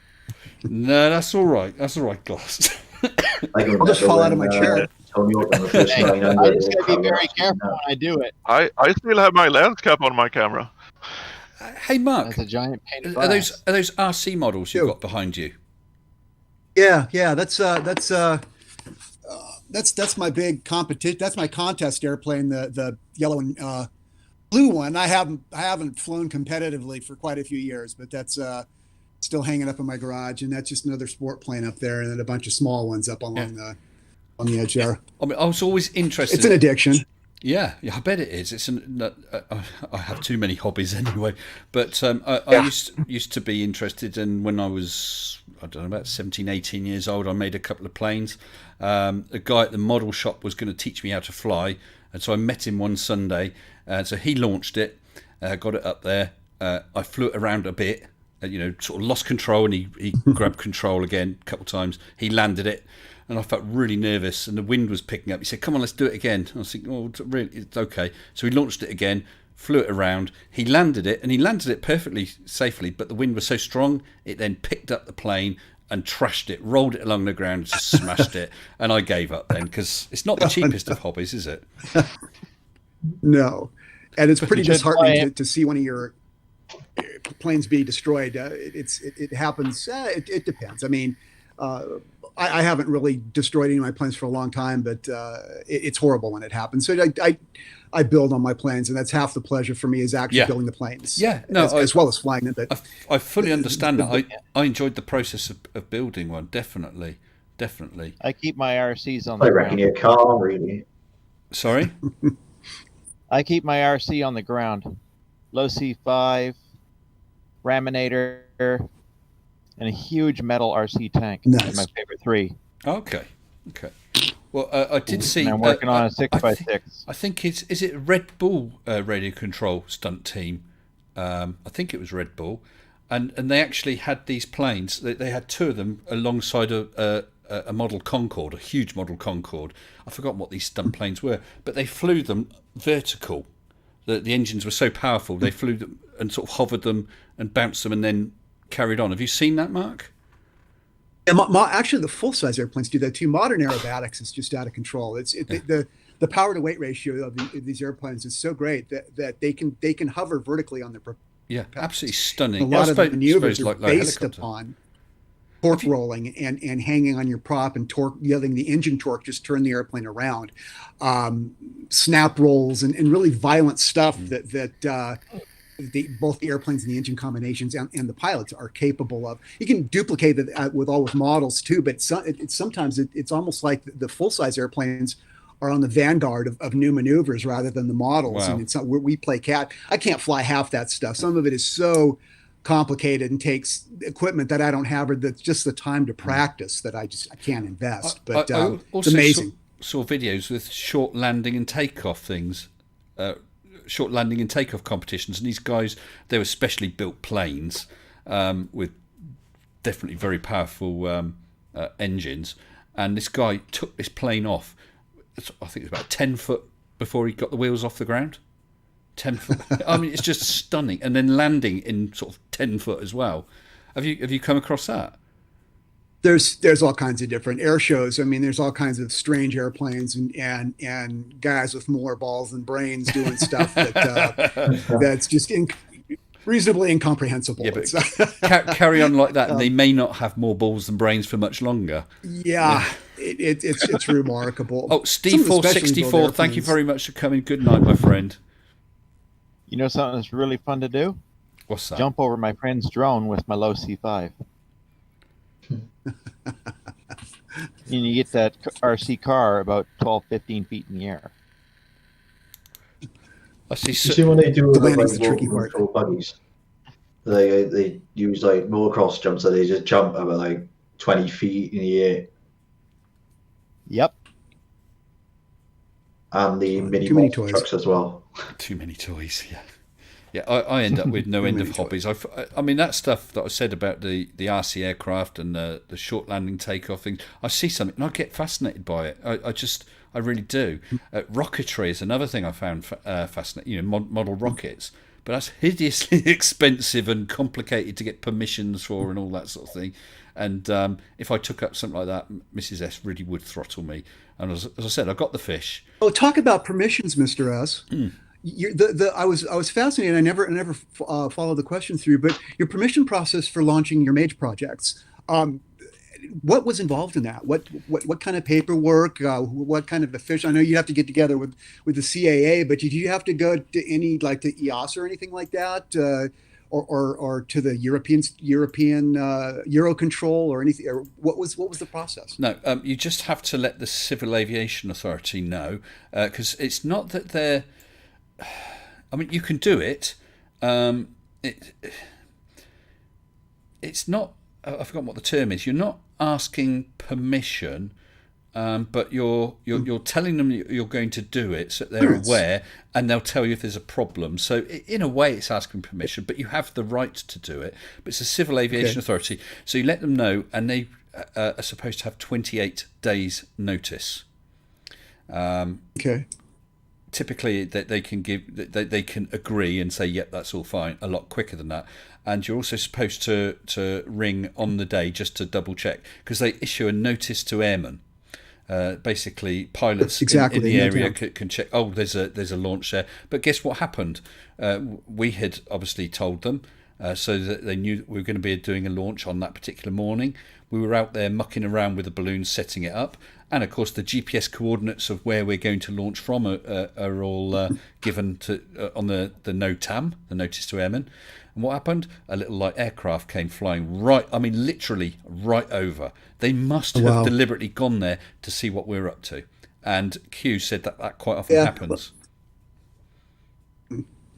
There could, I mean, there's the airspace considerations. Although there's more controlled airspace in the UK than there is in the US. I can see that it's just that such busy airspace above United Kingdom and Scotland. You know, most of your outbound flights and inbound flights going to Europe and coming from Europe, we go over some part of the UK and Scotland. And first thing you talk about launching a high altitude balloon above the United Kingdom, go, oh man. Yeah, well, with the prediction software where you put in the weight, the amount of gas and so on, and there's website set up by enthusiasts, and that connects to weather forecasting and so on. So it literally will predict where your balloon's going to go. So on our first flight, the one that wasn't successful and only went up to 5,250 meters, we had to adjust the amount of weight, because no matter what we were doing, we were going to end up near a motorway or an airport, a freeway or an airport. So we had to be very careful. We adjusted the weight, and that totally changed the flight pattern, predicted flight pattern. In fact, then we had the issue because the balloon had some microscopic puncture.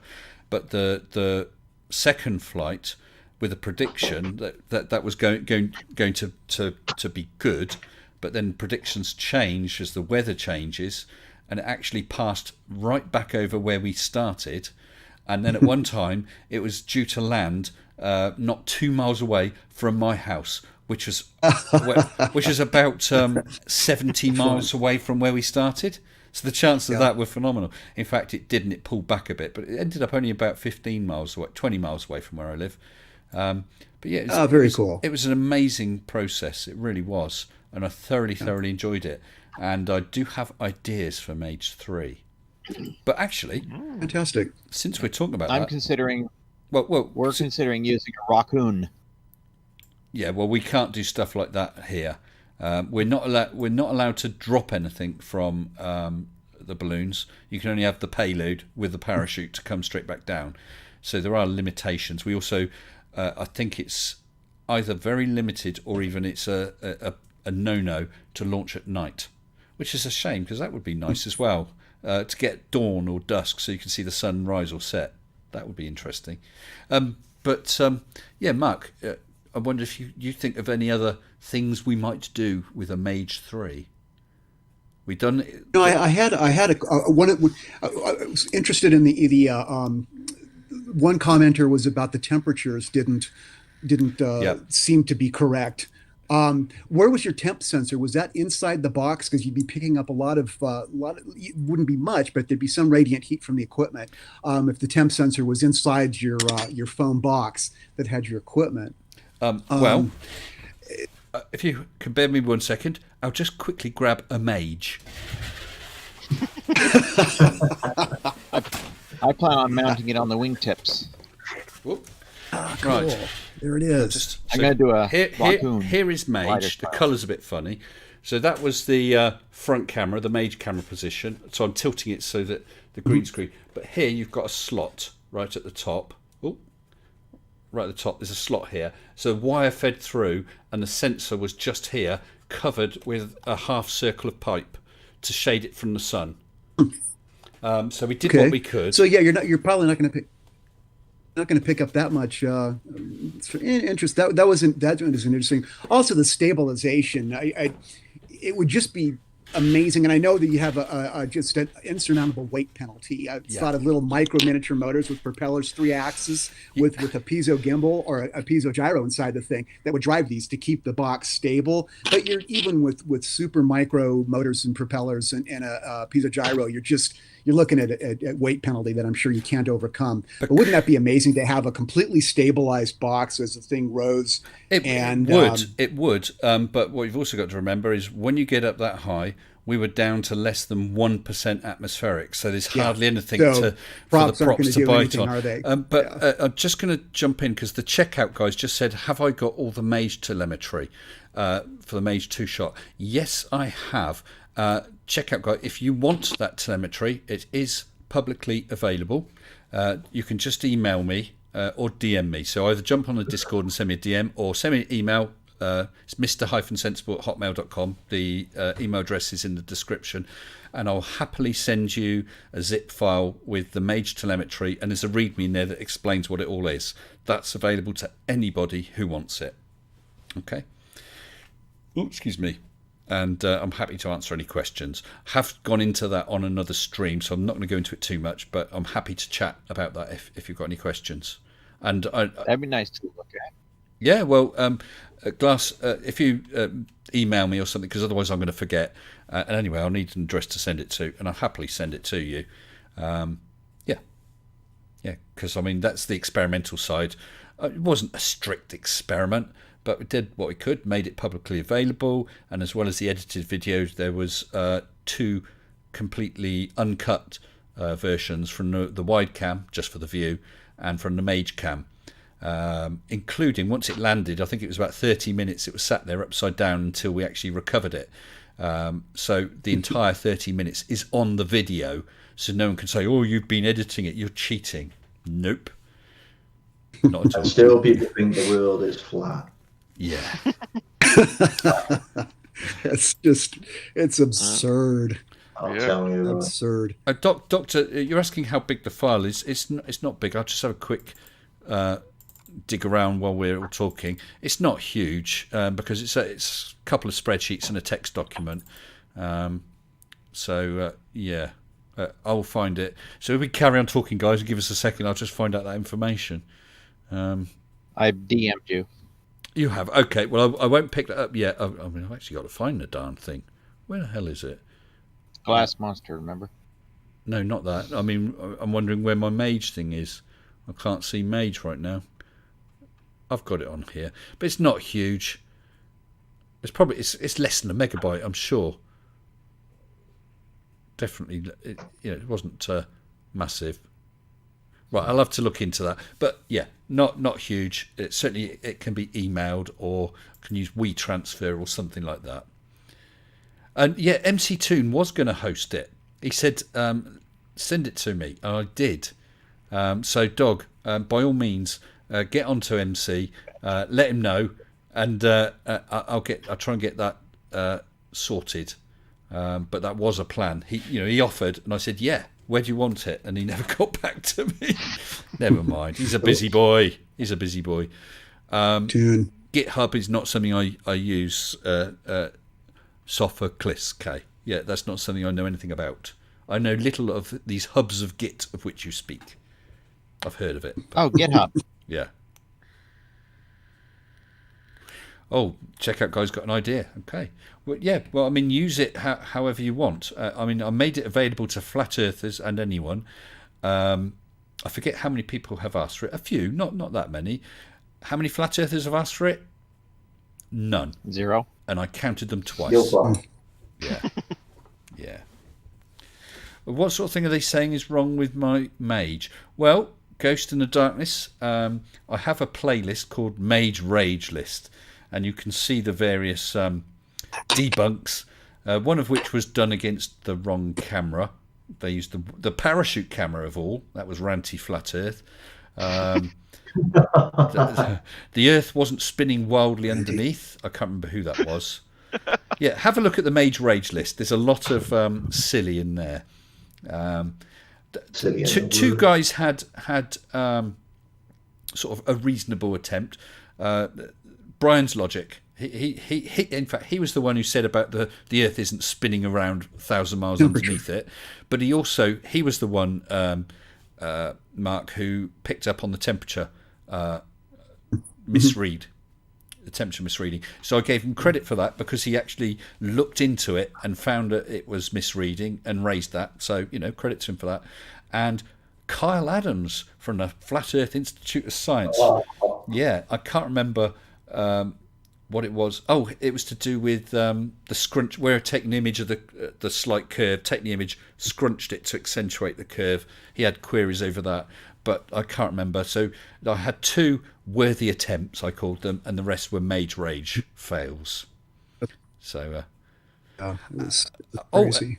And answering question here, Ivan James Hunt, am I going to be on Stupidity is Not a Right?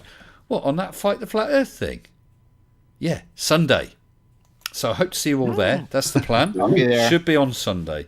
But I've not spoken to him since that was booked. So I ought to send him a message tomorrow just to double check it's all still okay. But that's the plan. Should be there on Sunday and possibly 2 weeks later as well. Double booking. Oh, Tiny Captain, glad you enjoyed the stream. Good night to you. And thank you for becoming my newest patron. Thank you. Which reminds me, Mr. S, guys, I need to bail. I've got things to do, people to see. I've got guests coming on. Mr. S, I got my first Pfizer shot yesterday. Good Boom! for you. And yeah, both you don't look very was... dead. You don't look very dead, Mark.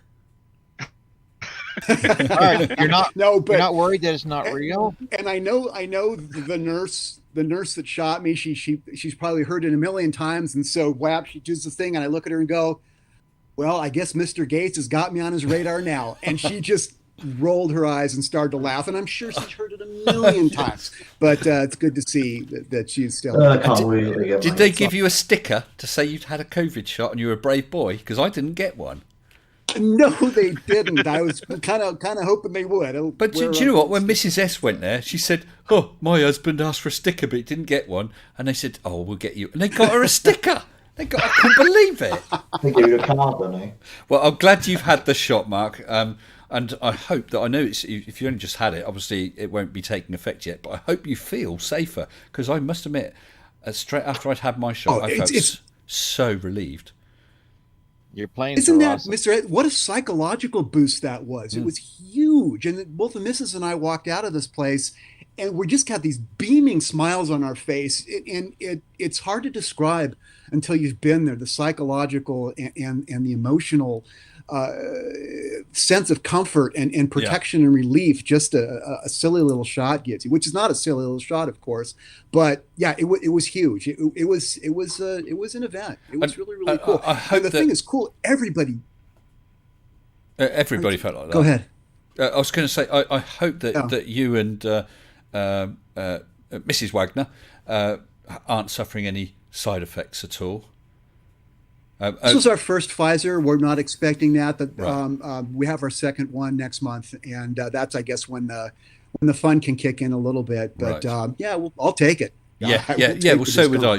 I mean, for me, I was expecting to get that sort of thick, throbbing arm I always get with a flu shot, but nothing for me. But Mrs. S, she's anaphylactic, so she had to have have her shot, the Oxford AstraZeneca one, had to have it in hospital on antihistamine drip. And wow. Because of the risk, because she's anaphylactic, and it's the only shot out of all of them she can take, because the other ones definitely would have been problematical. She had a little bit of a rash at the time, and so they said, thank goodness you were on the drip, because otherwise it would have been more serious. And now she just feels a bit fluey and under the weather, but I'm sure that will go. But she's really grateful to have it.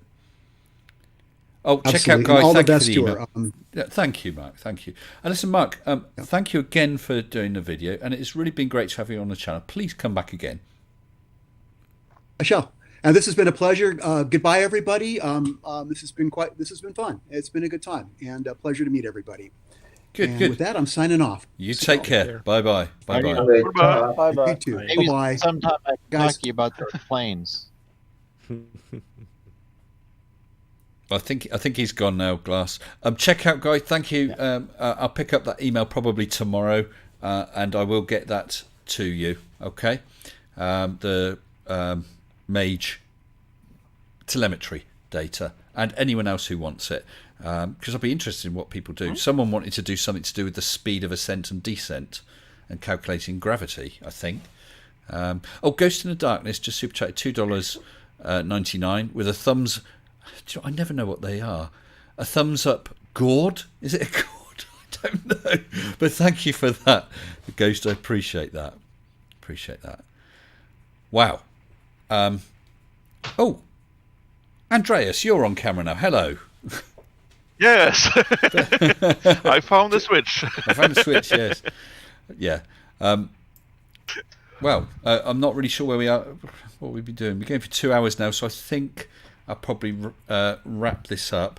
I'm going to release my 1 minute debunk video as a standalone video tomorrow, just for my channel. For those of you who are here who have done the 1 minute debunks, please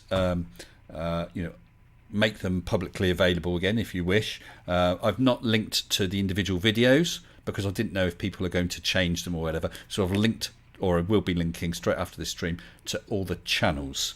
Okay. And in a few days time, probably during the middle of next week, I will put all the debunk videos back to back in one video. I'll just do a little intro what this is, and then boom, we'll see all 22 debunks again with links to all the channels, because they definitely deserve it. Well, I think. Kilograms in possession. Sorry. Well, it's been a very enjoyable stream. Well, thank you. Nearly half a metric ton. Thank you very much, Captain Welshie. I'm glad you've been on here. I have certainly enjoyed it. I always do, though. I've had a whale of a time on these streams. I don't know what I'd be doing otherwise. Probably not a lot. So I'm just checking to make sure I haven't missed anything. Yeah, probably not a lot. So it's a nice way to pass the time. I definitely enjoy chatting with everyone. And I've enjoyed this little mini project, the 1 minute debunks, and I'm sure we'll do it again sometime. And from our little trial of just a minute earlier on, and all the laughs that got straight away, I think that's definitely going to be worth doing one as a show, definitely. So I'll look into organising that. And as I said, I'll probably pick people, at least for the first one, to try and get a balance, and people who I think will, because we're going to be feeling finding our feet, feeling our way to get it working. So, yeah. So, guys, thank you very much for joining me on the Discord. I don't know if you want to say good night, and what I'll do is I'll chuck you all into the waiting room with the ever-present and excellent Mr. Colon, and I'll join you in a minute after the stream ends. Okay. Oh, well, good night from Sweden. Good night from Sverige. Thank you very much, Andreas. Good night to you too. Bye-bye. And Brixie. Yeah. Yeah, but Brixie, we want to hear a bit more from you on these streams. Really like to hear your thoughts. You've really got your head screwed on. You've come up with some interesting stuff in the past. And you've been a bit quiet lately, sir. I hope you're not under the weather. I'm not prying. No. We had central heating out for about a month. In fact, actually, it was a bit more than a month. Oh, the boiler was messed up, and we had a long wait, and so that was sort of prioritised for the last month or so, as you can imagine. Of course. All right. Well, thank you very much for joining us, Brixie, and we'll catch you soon then. Okay. Bye-bye. Okay. Bye there. And Captain Welshie, thank you. Thank you for coming in. Oh, no problem. Thank you very much. Just thanks for having me. Well, as you can see, it's a friendly bunch. So. I know. I've seen a couple of streams already. Good. You know, we don't slaughter people here. Not many, anyway. No. Okay. Well, you take care. Thank you. You too. And Flow Rider, thank you again for yet another lovely video. I liked that. I really did. Well, thank you very much, Mr. S. And thanks for putting all the effort in to making those videos. It was my pleasure. Really enjoyed it. Really did. Well, thank you again. And you're going to have to, as I said, you're going to have to up your game for next time, aren't you? I will. Excellent. Be sure of that. And take care and stay safe and healthy, everybody. Thank you. Time. And you too, Flo. Thank you. And Glass, last but not least, thank you again for coming in, my friend. You're welcome. And I hope that everybody keeps it global and keeps it sensible. Sounds good. All right, I'll pop you into the live waiting room. Thank you, Glass. So, everybody, I have really enjoyed this once again. Big thanks to each and everyone who supplied and submitted videos, including you, Flatsoid FE. Thank you. It was great fun. I hope you all enjoyed it. As I said, I'm going to pop the links in a few minutes' time. So do come back and check out all their channels. Give them a bit of love and appreciation for what they've done. And until next time, well, there'll be Sunday. Should be on Fight the Flat Earth. Keep it stupid, or stupid is not right. I don't know. I can never remember the name. But I should be on there. I don't know which team I'll be on, and I don't know who the other guests are. We'll find out then. Until next time, take care and stay sensible.